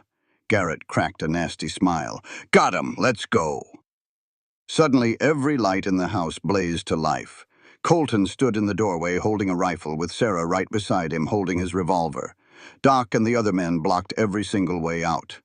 "Put your weapons down," Colton's voice boomed. "You are surrounded." The standoff was as tight as a guitar string. Garrett's men looked to him, waiting for the signal. He was doing the math in his head, 6 of them against 8 of them. But his 6 had not been expecting any kind of fight. "You think this changes a thing?" Garrett sneered. "Silas Kane owns the sheriff, the judge, and half the territorial government. You cannot touch us." Sarah held up the small ledger book she had taken. "This book documents bribes paid to Sheriff Morton, Judge Blackwell, and the county clerk, Whitmore. It has names, dates, and amounts." "That is evidence of corruption," she said. "That is nothing," Garrett shot back. "Silas will burn it, and every last one of you in this room." Colton's rifle never twitched. "Not if we get to the main ledger first." "Sarah, did you find out where he keeps it?" "Yes," she said. "It is in his study, behind a portrait. The safe combination is Hannah's birthday." The words just hung there in the air, thick and poisonous. Colton's face turned white as a sheet. "What did you just say?" "The safe combination for Silas," Sarah repeated. "The note said it was Hannah's birthday." "Colton, why on earth would Silas Kane know your wife's birthday?" Garrett laughed, a sharp, bitter sound. "Oh, this is just perfect. You mean to tell me Silas did not tell you? Oh, this is delicious." "Tell me what?" Colton's voice could have cut steel. Garrett seemed to weigh his options, then figured that chaos was better for him than silence. "Hannah Rivers was not just your wife, Colton. She was Silas Kane's daughter, his only child. And you stole her right out from under him when you married her against his wishes." The room just exploded. There were gasps and denials, but Emma's voice cut right through the noise. "You are a liar! Mama never said anything about another father." Garrett kept on, his voice relentless. "Hannah's maiden name was Morrison, because that was her adoptive father's name, after her real father and mother died. Thomas Morrison raised her from the time she was 15. But before that, she was Hannah Kane, Silas's little girl. He loved her more than life itself. Then she turned 18 and ran away to get out from under his control. She married you, the son of his biggest enemy. Silas tried everything to get her back. He offered her money, a mansion, anything she wanted. She refused, said she loved you, said she would rather live a hard life with a good man than an easy life with him. 2 years later, she died in a barn fire, and Silas has blamed you for it ever since." Colton looked like he had just been shot clean through the heart. Sarah grabbed his arm to keep him steady. "I did not know. She never told me." "Of course not," Garrett said. "She cut all ties, changed her name, tried to become somebody new. But you cannot escape your own blood, Rivers. Those 3 children are Silas Kane's own grandchildren. He has been watching them from a distance for 4 years, just waiting and planning. And now he is going to take them. He is going to take everything you love, just like you took everything he loved." That revelation shattered the world. Emma started crying. Thomas just looked lost. Lily had gone completely still, her eyes locked on something none of the rest of them could see. And then Lily moved. She pulled out her slate and her hand started flying across it, drawing frantically like she was desperate to get it out. When she was finished, she held it up. It was a drawing of a barn on fire. And there was a man standing outside just watching it burn, not doing a thing to help. The man was holding a cane with a fancy handle. Lily pointed at the picture, then wrote a message underneath it. He watched Mama die. Sarah took the slate from her hands shaking. Lily, when did you see this? Lily wrote again. The night Mama died. I was outside. I saw him. What did he look like? Sarah asked. Silver hair, wolf cane. Colton's voice was barely human. Silas Kane carries a cane with a wolf's head on it. I have seen it. The truth came together like the pieces of a horrible nightmare. Silas Kane had been there the night Hannah died. He had watched the barn burn down. He had done nothing. Or worse, he had done something. He killed her. Colton's words fell like stones in the quiet room. He killed his own daughter because she chose me over him. Garrett's face confirmed it all before he even opened his mouth. She chose wrong. She should have stayed where she belonged. What happened next was a storm of violence that had been brewing for 4 long years. Colton moved. His rifle came up. Sarah grabbed him just before he could pull the trigger. Doc and the others charged Garrett's men. There was a struggle, yelling, and the children were screaming. When the dust finally settled, Garrett and his men were disarmed and tied up. Not a single shot was fired. No one was dead, but it was a mighty close thing. Colton stood over Garrett, his eyes burning with murder. He killed her. He killed Hannah. We do not know that for certain, Sarah said. Her voice trembled, but it held steady. We need proof. We need his ledger. We need him to answer for everything he has done. I want to kill him, Colton whispered. I know. But Colton, your children need their father. They do not need a murderer. We do this the right way. We get the evidence. We put him away forever. That is real justice. Colton looked over at Emma, Thomas, and Lily. His children. Hannah's children. Silas Kane's grandchildren. The twisted mess of it all threatened to tear him in two. Emma was the first one to speak. Mama chose you, Pa. She chose us. That has to mean something. Do not let him turn you into the monster he is. The wisdom coming from his 12-year-old daughter cut right through his rage. Colton lowered his rifle. He stepped back. Doc, tie them up. Martha, send for the marshal. We are doing this by the law. After Vaughn's men were all secured, Sarah found Colton standing outside. He was standing in the snow, shaking, and it was not from the cold. She went to him and took his hand. You did not kill Hannah. He killed her because of me. Because she chose me. No, Sarah said firmly. He killed her because he is a monster who could not stand that his own daughter was her own person. You did not pull the trigger, Colton. He did. Do not you dare take his guilt onto your shoulders. Emma thinks I killed her mother. Emma is scared and confused right now. But did you hear what she said? Your mother chose you. That is what she said. She knows the truth in her heart. She just needs some time to accept it. They stood there together in the quiet darkness. The snow had started to fall again, soft and gentle, covering the ugly scars of the day in a temporary blanket of white. We have to end this, Colton said. We have to get that ledger. Prove everything. Put Silas away for good. We will, Sarah said. Tomorrow. Together. He looked at her. Sarah, if something happens to me, if this goes wrong, promise me you will take care of them. Emma and Thomas and Lily. Promise me they will not end up with Silas. Nothing is going to happen to you. Promise me anyway. She looked up at him. This was the man who had saved her from freezing to death, who had offered her a partnership instead of ownership, who was broken and brave and trying so hard to do the right thing by everybody. I promise. But Colton, you are going to survive this. We both are. And then We are going to build something good out of all this wreckage." He looked down at her. The snow was catching in her hair, and her eyes were full of determination. This was the woman who had walked through hell itself and had chosen to stand and fight instead of run. "Sarah Brennan," he said softly, "I think I am falling in love with you." The words landed between them like a revelation, like something that had been building since the very moment he found her in the snow and refused to look away from her pain. "Well, that is some inconvenient timing. I know. We are in the middle of a war with a man who has already killed once for love. I know.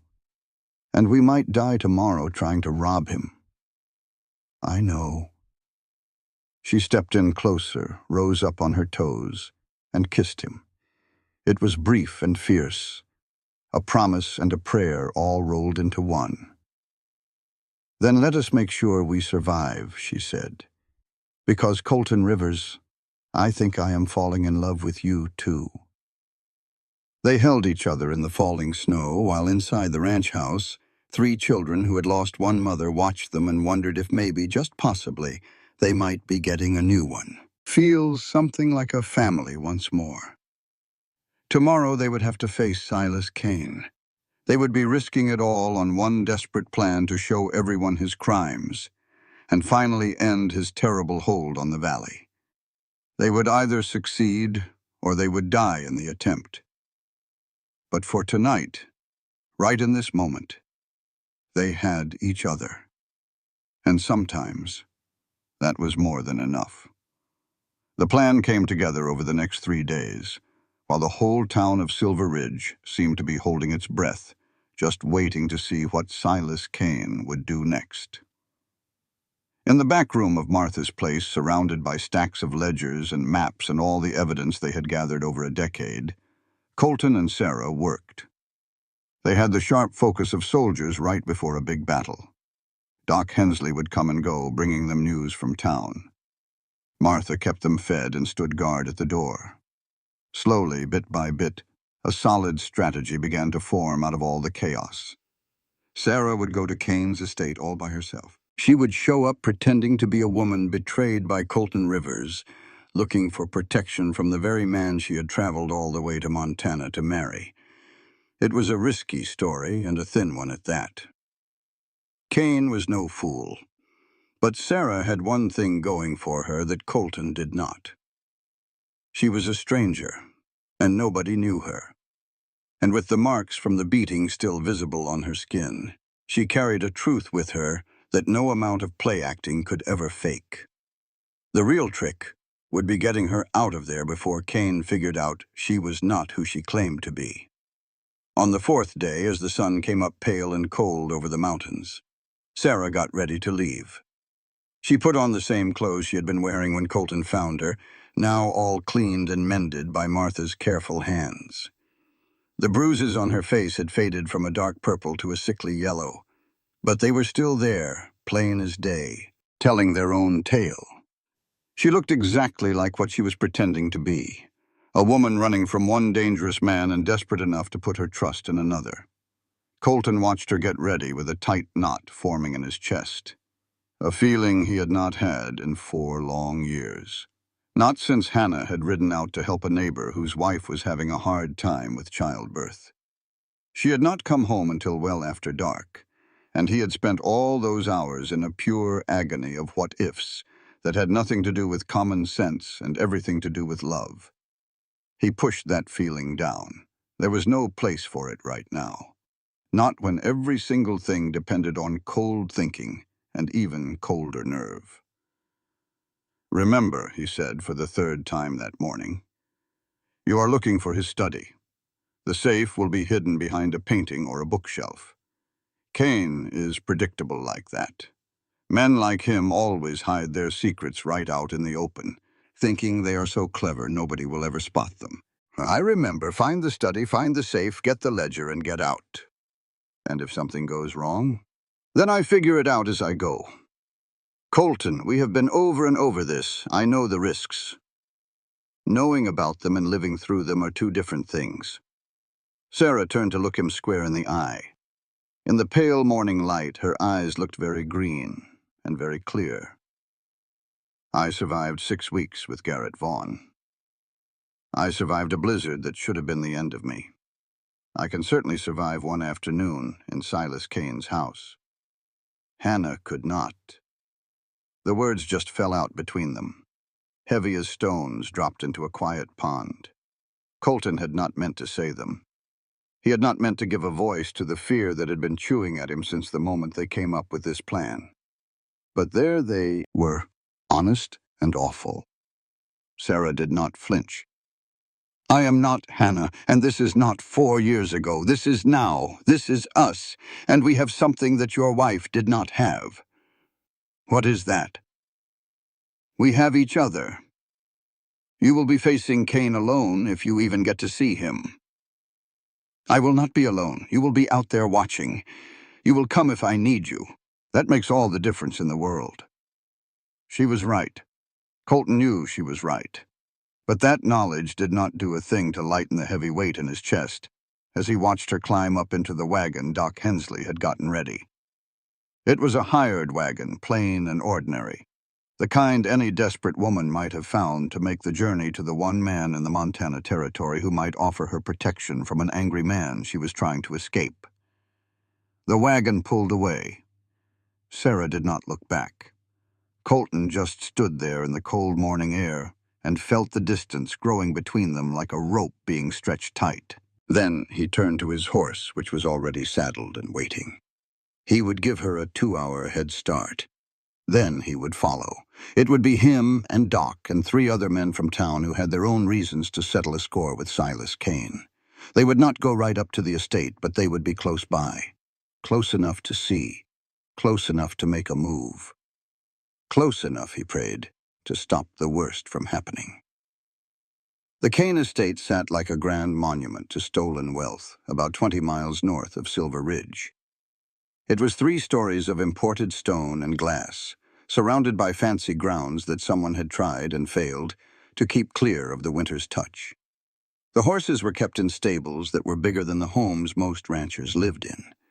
The servants wore uniforms that cost more than a working man earned in 6 months. Sarah's wagon rolled up the long driveway and stopped in front of doors that looked like they belonged on a governor's mansion. She climbed down from the wagon, making her movements seem clumsy and unsure on purpose. She was playing the part of a woman who had reached the end of her rope, a woman with nowhere else to go. The huge door opened before she even got to it. A butler with silver hair and a face like stone looked her up and down with the same look a man gives when he is sizing up livestock. Deliveries go around to the back entrance. I am not a delivery. I need to speak with Mr. Kane. Please, it is very important. Mr. Kane does not see visitors who do not have an appointment. My name is Sarah Brennan.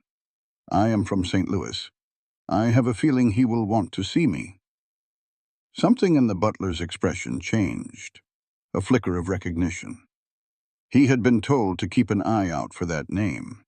He was told to report it if a woman who fit her description showed up. Wait right here. The door closed in her face. Sarah stood there in the cold and counted her own heartbeats.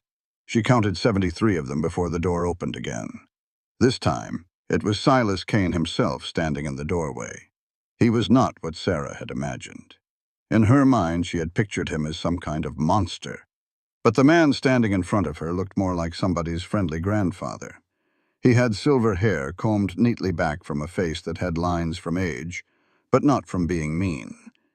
He wore an expensive suit with a kind of casual style. His eyes were sharp, you could tell he was always calculating, but they did not look cruel.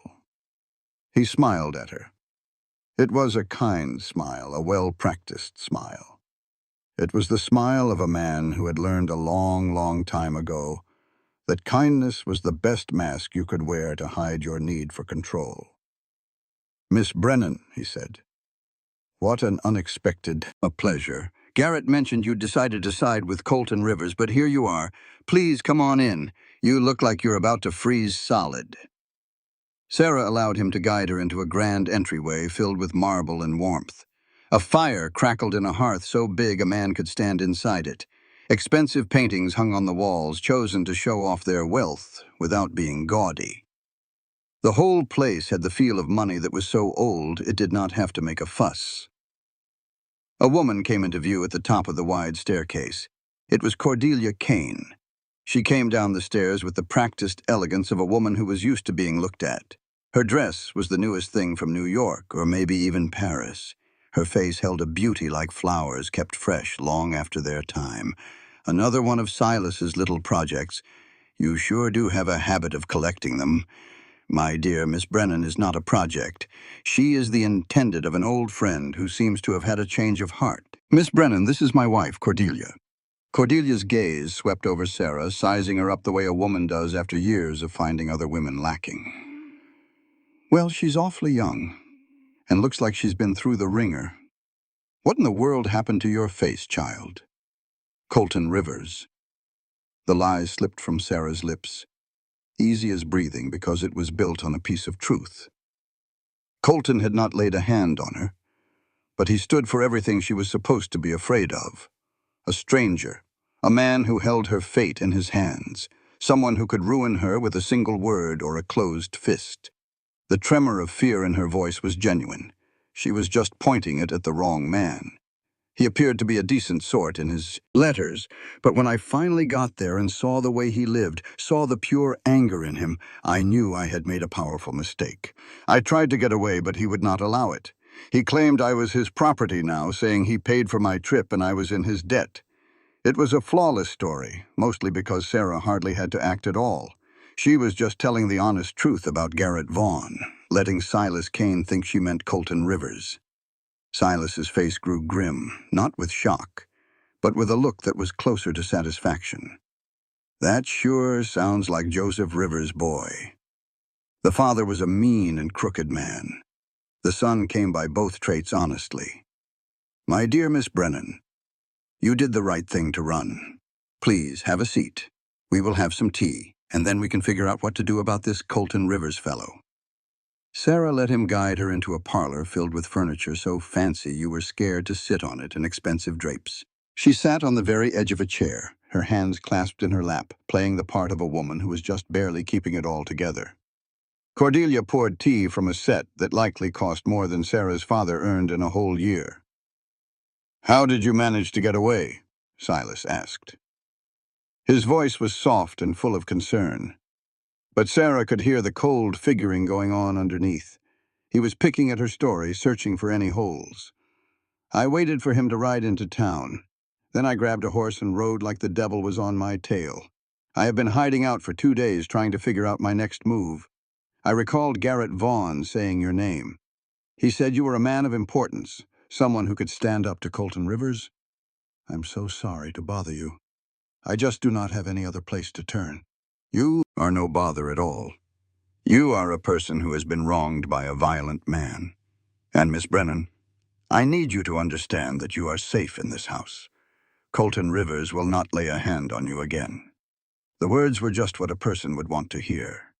The tone was absolutely perfect, but a cold chill ran right down Sarah's spine. This was a man who knew how to pull strings, how to promise safety with one hand while holding a blade in the other. She thought about Garrett Vaughn and his smiling menaces, and of her Uncle Lawrence with his cruel kind of care. Silas Kane was the both of them, just polished up and made perfect. Thank you, she whispered. I do not know how I can ever repay you for your kindness. There is nothing to repay, though I must admit I am curious about something. Garrett told me you have a knack for numbers. Is there any truth to that? Sarah's breathing hitched. This was the chance she was looking for, the very door she needed to walk through. But she knew she could not look too eager. I kept the ledgers for my father's tailoring shop and then for my uncle. Why do you ask? I find myself in need of a person with those talents. My bookkeeper is getting on in years and his eyesight is failing him. If you are in need of work, a way to earn your board while we get this business with Rivers sorted out, I would be pleased to offer you the job. It was too simple, way too simple. But Sarah knew she could not say no without making him suspicious. "I would be most grateful. Honestly, I just cannot stand to be idle." "Then it is all arranged. Cordelia, would you please ask Mrs. Henderson to get the blue guest room ready for Miss Brennan, and have someone find her some proper clothes? Miss Brennan, you will be joining us for supper tonight. Tomorrow, I will take you to my study and you can start looking over my books." Sarah smiled and thanked him, playing the role of a thankful soul who had found shelter. But all the while her mind was racing. Silas Kane either knew something or suspected it, or he was playing a whole other game she could not see. No matter what, she had a single night, just one chance to find what she came for before this whole delicate lie fell to pieces. Supper was an exercise in polite awfulness. Silas and Cordelia sat at the far ends of a dining table long enough for 12 people, with Sarah set right in the middle of them like some kind of prize or a prisoner. The meal was delicious. The wine was older than Sarah herself. The talk was pleasant and completely toxic. Silas talked about Silver Ridge as if he owned the whole place, as if the folks who lived and toiled and passed on there were just pawns in his own private game he was always shifting around. He brought up the Miller family, who lost their barn in a fire, the Avery family, who had to sell their land for next to nothing, the Morrison family, whose father now worked for wages on the very land he used to own. He spoke of all this with such sympathy, with sorrow for the tough life on the frontier, as if he had no part in any of these heartbreaks, as if his own hands were spotless. Cordelia drank wine without stopping all through the meal and barely spoke. But when she did open her mouth, her words were heavy, like someone who had given up pretending a long time ago. "My husband, he collects folks the way other men collect butterflies. He finds them when they are broken and brings them into his house and makes them feel indebted. It is his special gift, making folks thankful to the very man who ruined them." "Cordelia, you are going to scare our guest." "Am I? Well, maybe she ought to be scared. Maybe we all ought to be." The remainder of the meal went by in a tense quiet. After it was over, a housekeeper showed Sarah to her room, a woman who moved with the robotic smoothness of someone who had learned long ago not to notice or listen or ask questions. The blue guest room was bigger than the whole house Sarah had grown up in. The bed was large enough to sleep 4 people. The window offered a view of grounds that disappeared into the blackness, and Sarah saw that the door did not have a lock on the inside. She waited until the entire house grew still, until the noises of the staff going to bed and the final lamp being put out disappeared into the deep silence of a winter night. Then she got up, still in her clothes, and slipped out into the hall. The house was a winding maze of hallways and locked doors, but Sarah had spent her afternoon trying to memorize the layout as best she could from just looking around. Silas's study had to be on the ground floor, somewhere toward the rear of the house, far from any nosy visitors, a room where a man could handle his business in private. She located it after 20 minutes of quiet searching. The door was locked, but the lock was old and not very complicated. Sarah used a hairpin and a whole lot of prayer and the tricks she had picked up from watching her uncle's shadier friends. The lock made a soft click. The door swung inward on well-oiled hinges. Moonlight shining through the tall windows lit up a room that was all dark wood, worn leather, and the smell of old cigar smoke. A huge desk stood against one wall. Bookshelves covered 2 of the others. And on the 4th wall, hidden behind a painting of a young woman with gentle eyes and Silas Kane's nose, Sarah discovered what she had been looking for. The painting moved aside on secret hinges and showed a safe, not one of those new safes with a numbered dial, but an older kind that used a key. Sarah looked it over in the faint light and felt a pit open up in her stomach. She did not have a key, and she had no way to open it without making a racket that would wake up the whole house. She was just about to abandon hope when she saw something. A tiny drawer in the desk, concealed behind a piece of fake trim. She slid it open and discovered a key on a silver chain. And under the key there was a note written in Silas Kane's neat handwriting. Vault combination. Hannah's birthday. Sarah went completely still.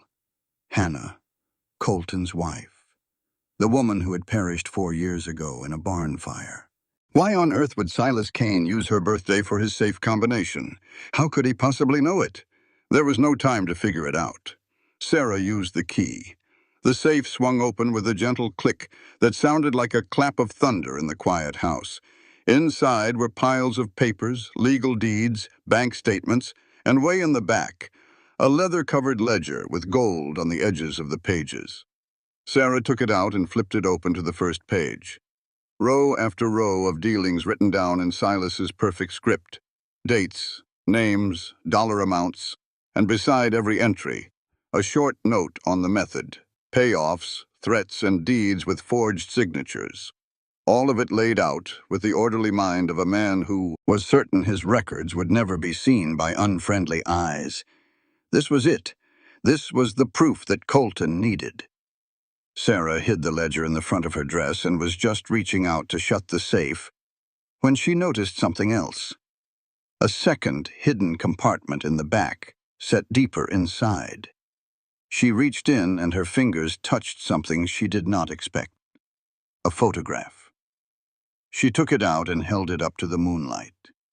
It was a man, old and skinny, with a wild gray beard. His eyes, which must have once been sharp, were now clouded over by his captivity or sickness, or maybe both. But the shape of his face was familiar, the line of his jaw, the form of his nose. Sarah's hands started to tremble. She had seen this face before. In Colton's own features, in Thomas's smile, in Emma's stubborn chin, this was Joseph Rivers, Colton's father, and he was still alive. Before Sarah could even begin to sort this out, before she could grasp what it all meant, she heard footsteps in the hall. Lamplight shone from the hallway.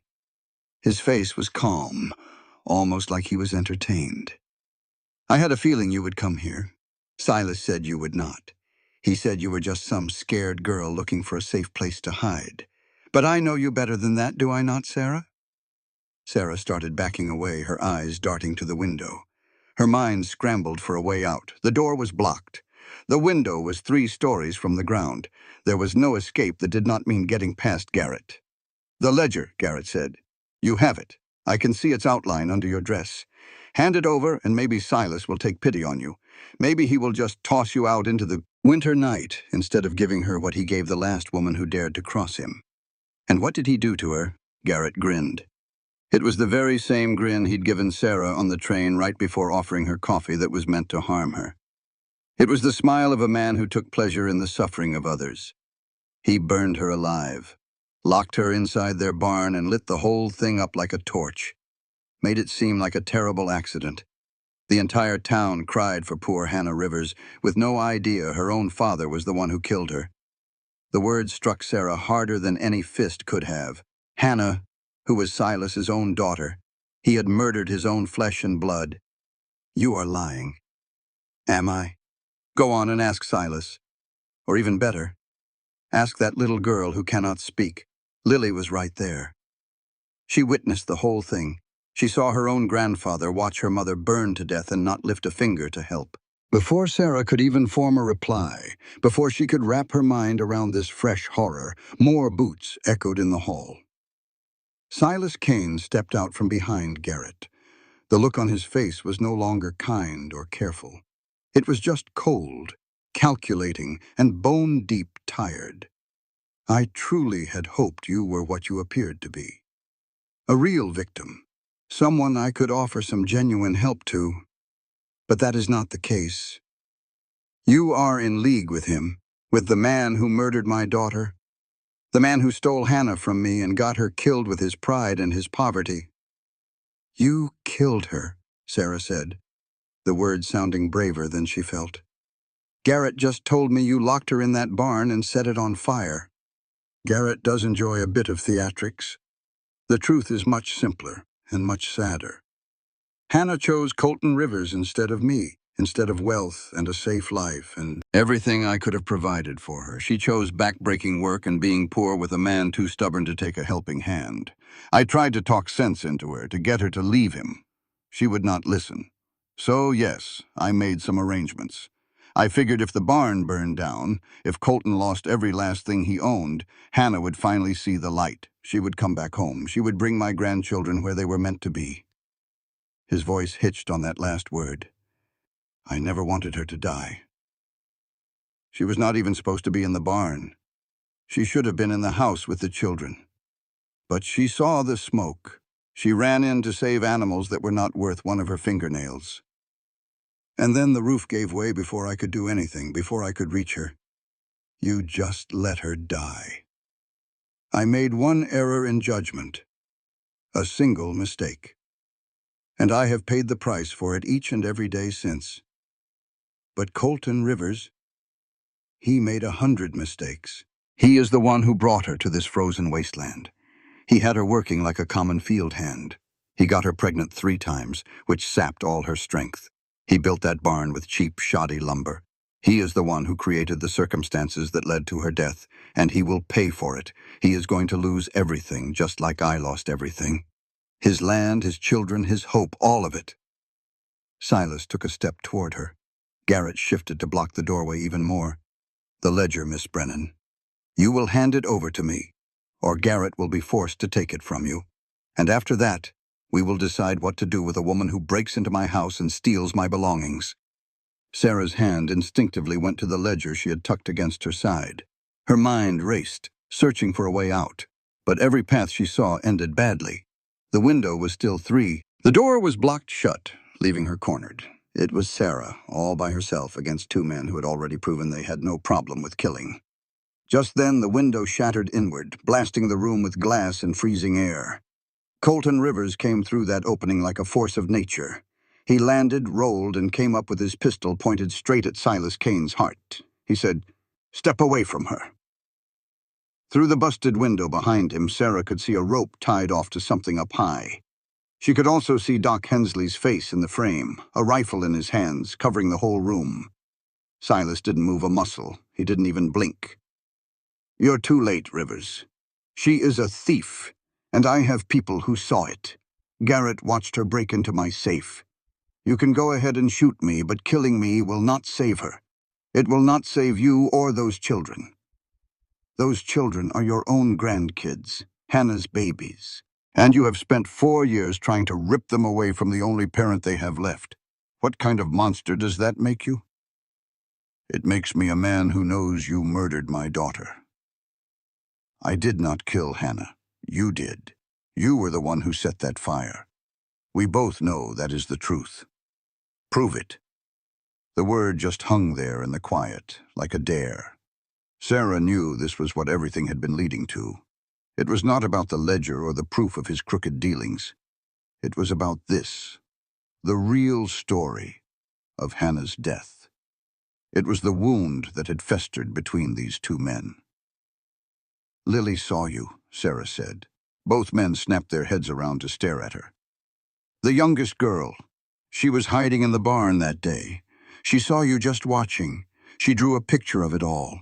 A man with silver hair, holding a cane with a wolf's head on it.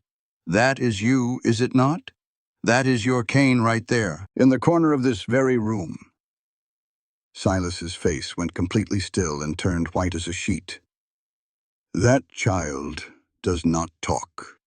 She cannot testify against me. She can write, and she can draw, and she will do it right in front of a judge and a jury. Your very own granddaughter is going to be the one who puts you away for murdering her mother." Something inside Silas Kane just broke. The calm, controlled mask he always wore fell to pieces. What was left behind was something ancient and awful, a sorrow so deep it had twisted itself into pure hate. I loved Hannah more than I loved my own life. After her mother passed, Hannah was everything I had left. I built this entire empire just for her. Everything I have ever done was to make sure she would never need a single thing, and she just threw it all away for him. For some dirt-poor rancher with more pride than good sense. She shattered my heart. So yes, I started the fire. I believed it would make her come back home to me. I was wrong about that, And I have had to live with that mistake for 4 long years. But I will not allow her death to be for nothing. I will not let the man who stole her from me get to keep the children she died to save. They are not yours to take. They are not his to keep. And neither is my father. The words shot out of Colton's mouth before he could even think to stop them. They just came out, raw and full of desperation. Silas's eyes went wide. Only for a second. But it was enough. What did you just say? My father, Joseph Rivers. I saw the photograph you had in your safe. He is alive, is he not?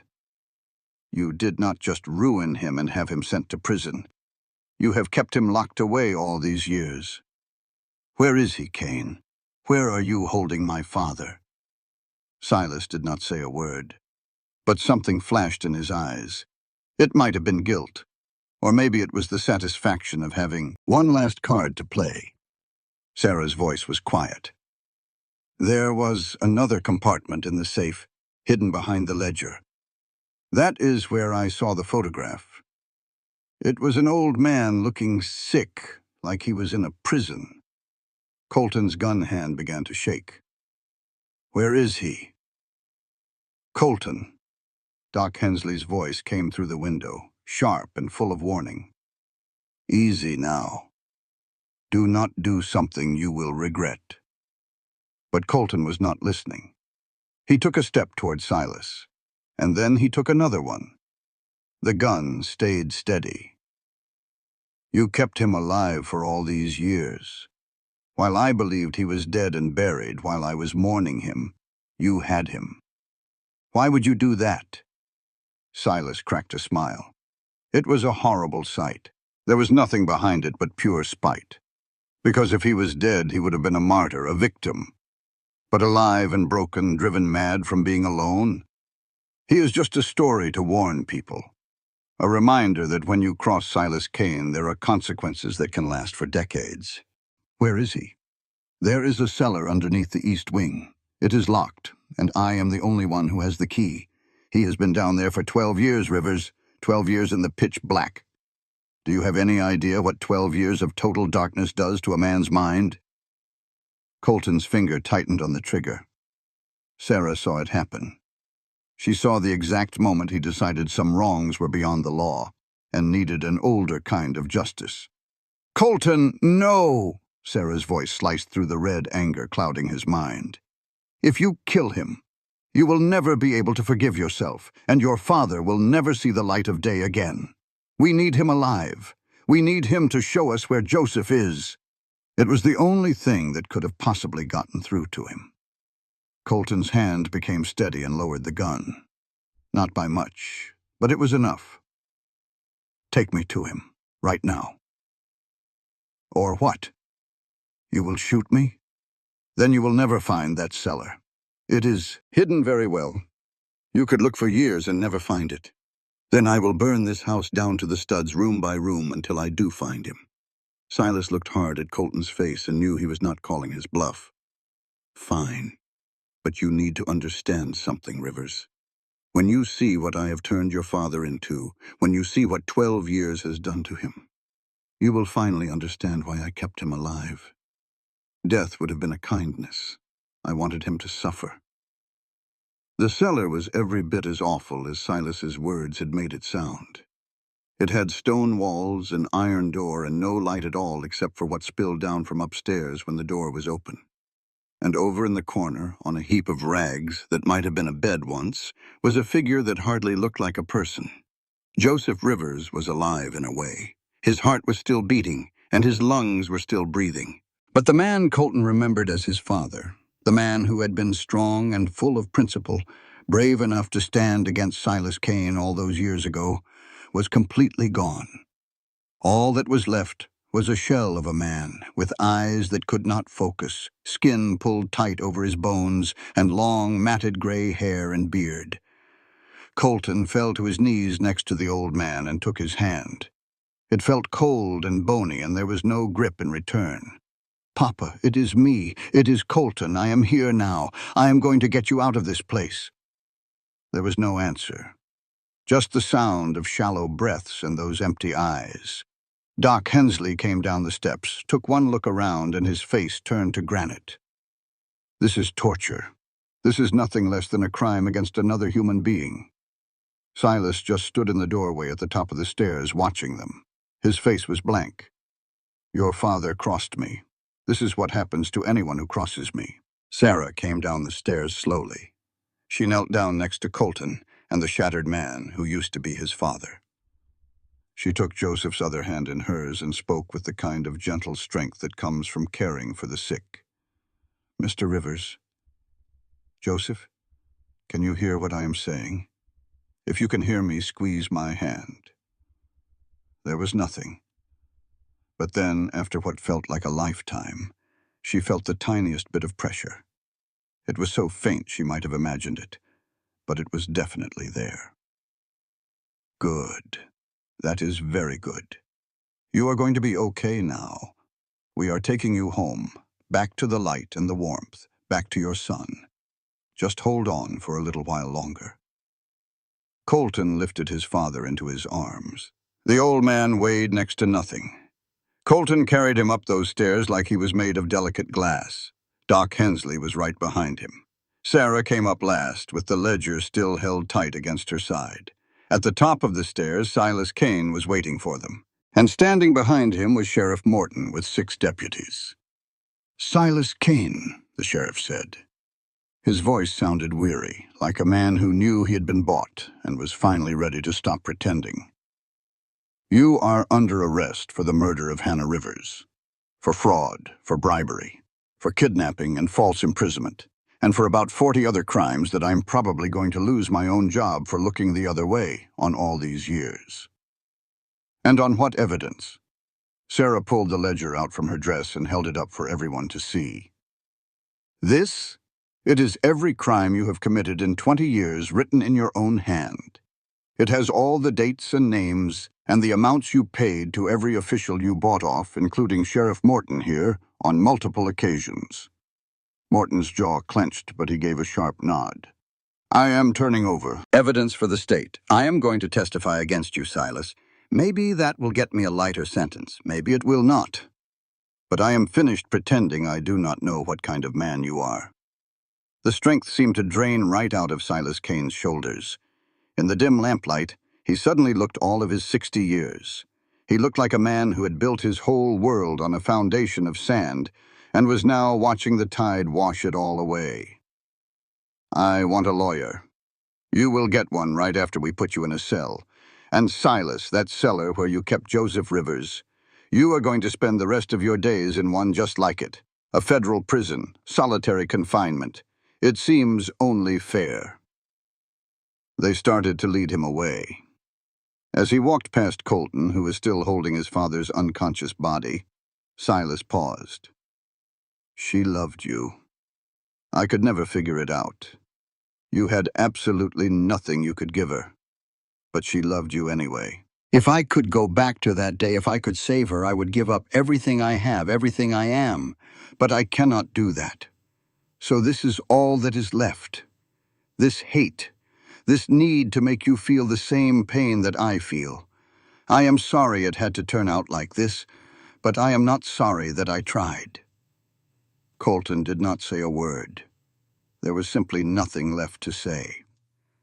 Silas was led out into the cold Montana night. Garrett Vaughn was arrested right along with him, still wearing that same empty smile. Cordelia Kane watched the whole thing from the staircase. After the last deputy was gone, she walked down and poured herself a glass of whiskey from a fancy crystal bottle.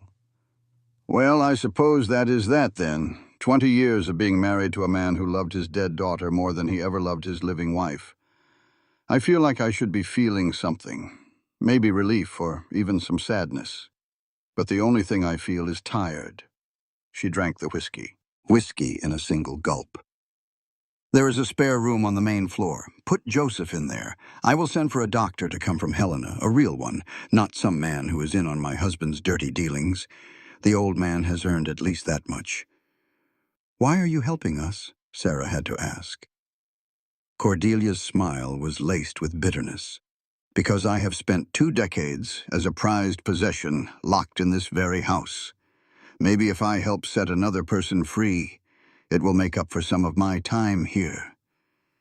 They settled Joseph into a room that was warm, clean, and filled with sunlight. Doc Hensley looked him over while Colton stood nearby, his hands balled into tight fists, his jaw set hard with feelings he could not even begin to name. He is starving, and he is dehydrated. His muscles have wasted away from not being used, but I will say his heart is strong. His lungs are clear. With some time and good care, he might make a recovery. Physically, that is. As for his mind, the doc's voice faded. 12 years locked away by himself. That is not something a man just bounces back from. Will he even know who I am? I do not know, son. I truly and honestly do not know. They remained at the Kane Ranch for 3 days as Joseph slowly began to return to the world of the living. It did not happen all at once. First, he started to notice the light and the dark. Then he became aware of other folks being in the room. Then, on the 3rd day, a single word came out, raspy but clear as a bell. Colton. In a heartbeat, Colton was right there at his father's bedside. Pa, I am here. You are safe now. For the first time in years, Joseph's eyes truly focused. They looked right into his son's face. You got old. When did you get so old? Colton let out a laugh that was half a sob. While you were gone, Pa. I am 38 now. I have got 3 children of my own. Emma, Thomas, and Lily. They are going to want to meet you. 3 children? Joseph's voice was filled with a fragile sense of wonder. I have grandchildren, you sure do. And you have a daughter-in-law, if she will have me. Her name is Sarah. She is the one who found you, the one who was certain we had to bring you home. Joseph's gaze shifted to the doorway where Sarah stood. She walked slowly to the bed and sat in the chair beside it. Mr. Rivers, it is a real honor to finally meet you. Your son has told me so many stories about you. My son. Joseph's hand twitched, reaching out just a little. Colton took it, cradling it between both of his own. I thought I was going to die in that dark place. I thought I would never see the light again. Or you. His voice broke. Tears streamed down his thin cheeks.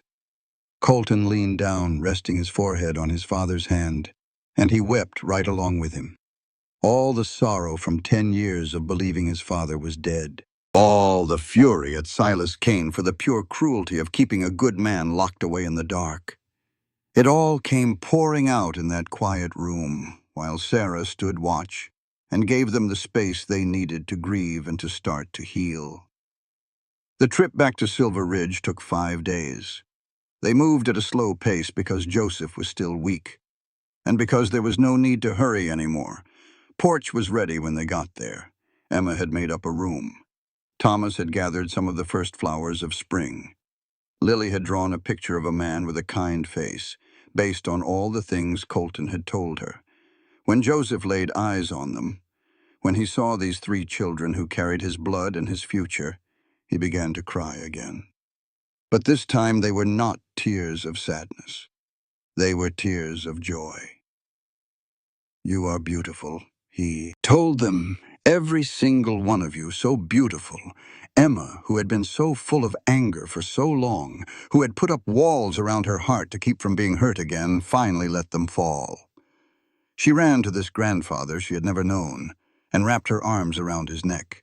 He was still too frail to hug her back with any real strength. But he held on to her the best he could, and that was more than enough.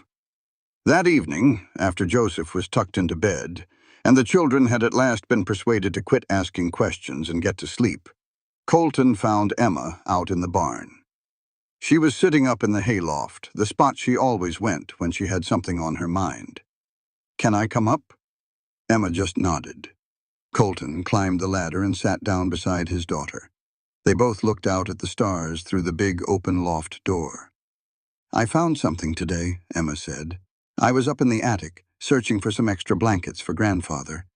She held out a small leather-bound book. It is Ma's diary. She wrote in it during the last year of her life. Colton felt his breath catch in his throat.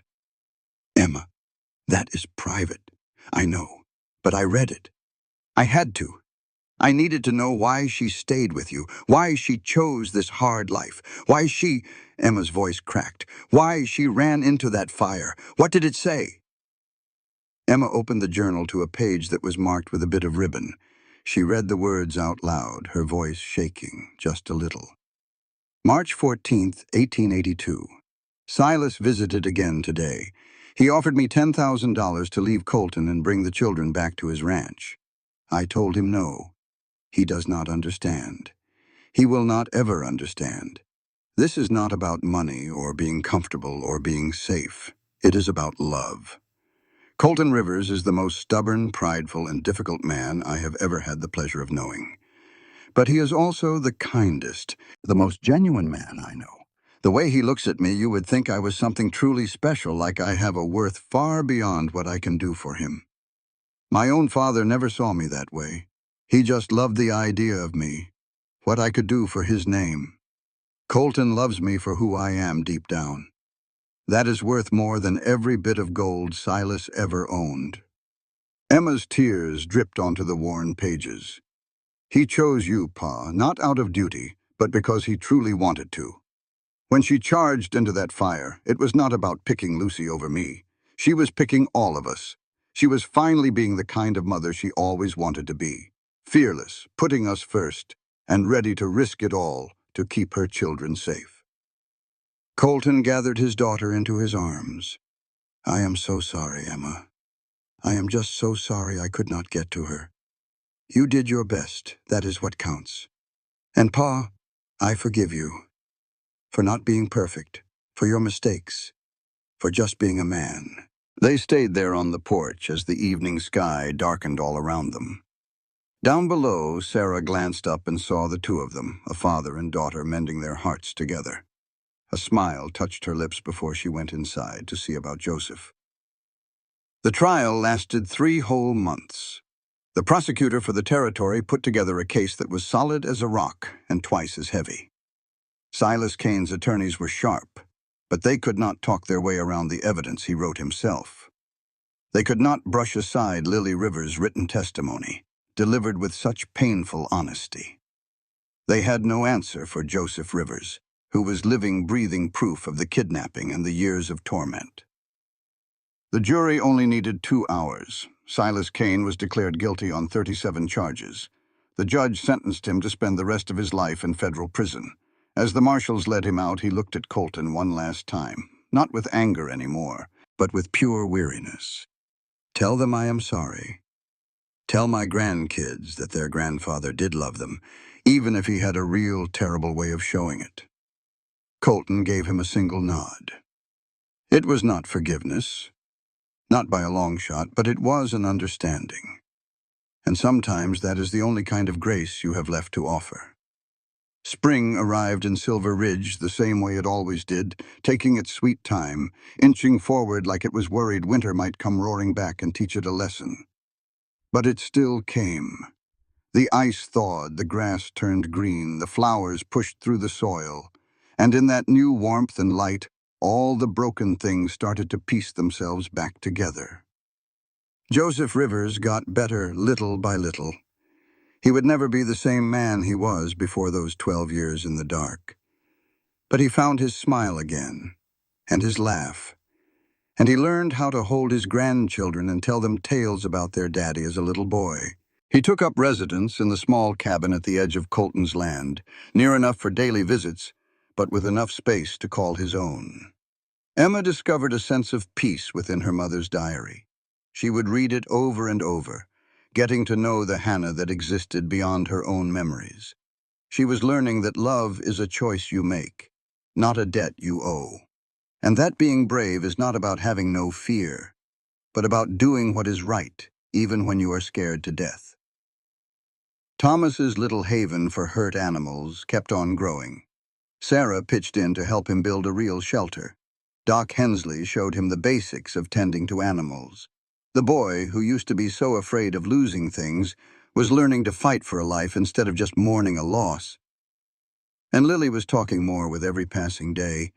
Her voice was quiet and shaky to begin with, but it got stronger. She said to Sarah one morning as they were hanging the wash, "I think Mama would have really liked you. You make Pa smile the way she used to." On a warm spring morning, when the meadows were a carpet of wildflowers and the mountains were sharp against a sky so blue it hurt your eyes, Colton asked Sarah to be his wife. There were no fancy words or grand displays, just a simple, honest need. Sarah Brennan. I am not a man who has a way with words. I cannot promise you a life of riches or comfort, or a world without trouble. Montana is a tough land, and ranching is even tougher work. But what I can promise is my honesty. I can promise we will be partners in all things. I can promise that I will love you and choose you and stand right here beside you for as long as we are both breathing. Will you marry me? Sarah looked at this man who had rescued her from the brink and then gave her a reason to truly live. The man who had trusted her with his deepest hurts and his most precious treasures, who had taught her that love was about freedom, not about control. Yes, 1,000 times yes. They were married 3 weeks later, in a ceremony that was as simple as it was perfect. Martha wept right through the whole thing. Doc Hensley gave Sarah away since her own father was long gone and her uncle was sitting in a jail cell back in St. Louis. Emma served as her maid of honor, wearing a dress Sarah had helped her stitch. Thomas did his job with the rings and did not drop them once. And Lily scattered flower petals with a grin on her face the entire time. Joseph stood next to his son, frail but standing tall, and put Colton's hand into Sarah's with a blessing. May you both find the strength to choose each other every single day, especially when it is not easy. When Colton kissed his new wife, when he drew her in and held her like she was the most valuable thing in the world, Emma leaned to Lily and whispered, "Mama would have liked her. She would have wanted Pa to be happy again." Lily nodded. Then, loud enough for folks nearby to hear, she said, "I think Moss sent her to us through the winter to save us all." And maybe, just maybe, she had. A year passed and then another. The ranch did well, with Sarah's knack for handling the finances and Colton's knowledge of the land. They grew, hired on some help, bought more cattle, and built a new barn. This one was solid and secure, right on the spot where the old one had burned to the ground. In the second spring after they were married, Sarah gave birth to a daughter. They named her Hannah, in honor of the woman whose love had set everything in motion. The baby had her daddy's dark hair and her mama's green eyes, and a cry that could wake up the whole house. Emma, 14 now, turned out to be a natural with babies. Thomas, at 11, was a lot more interested in the new litter of kittens out in the barn than his new sister, and Lily, who was 9, would sit by Sarah's rocking chair for hours, singing lullabies in a voice that became surer every day. Joseph held his newest granddaughter in his arms and cried, "I thought my life would end in darkness, but here I am, holding on to hope, holding on to light, holding on to the future." On a winter evening, 2 years after Sarah had staggered into Silver Ridge more dead than alive, the family was gathered around the fire. Outside, a fresh coat of snow covered the land in a blanket of white. Inside, the warmth and light and love made a circle that held them all safe. Colton sat in his chair with baby Hannah sleeping on his shoulder. Sarah sat next to him, mending a piece of clothing. Emma was reading a story out loud from a book. Thomas and Lily were playing a game of chess on the rug, arguing cheerfully about whether the knights could move backward. Joseph was dozing in the corner, chiming in now and then with a comment that showed he was listening, even with his eyes shut. It was just an ordinary, simple evening, the kind that was happening in homes all across the Montana Territory on any given winter night. But to the folks in that room, it was everything. It was what they had all fought so hard for, what they had risked it all for. It was the choice they had made when it would have been so much easier to just walk away. Sarah looked up from her sewing, and her eyes met Colton's, and she smiled at him over their daughter's head. He smiled right back. No words were needed. They had already said everything that mattered with the vows they took and the life they had decided to build side by side. Outside, the winter painted the world in shades of white and gray. Inside, the fire burned bright and warm, and the family that had been pieced together from broken parts sat together, safe and whole and cared for. The woman who had come to them broken and frozen had found her way home. Not to a place, but to a people, to a purpose, to a love that did not ask for anything, but gave everything. And the man who had rescued her had been rescued right back. Winter melted into spring, and spring bloomed into summer. The seasons turned just as they always had, not caring about human happiness or sadness. But in that small ranch house in Silver Ridge, Montana, joy had planted its roots, and it was growing stubborn and strong even in the toughest ground. This was not the ending that any of them had ever imagined, but it was better than anything they had ever dared to wish for. This content was carefully researched, developed, and manually edited by our team to deliver meaningful stories with valuable life lessons. Every narrative is crafted to entertain, inspire, and empower our audience. We believe that great stories can change lives, and we are committed to bringing you content that matters. Thank you for being part of our community.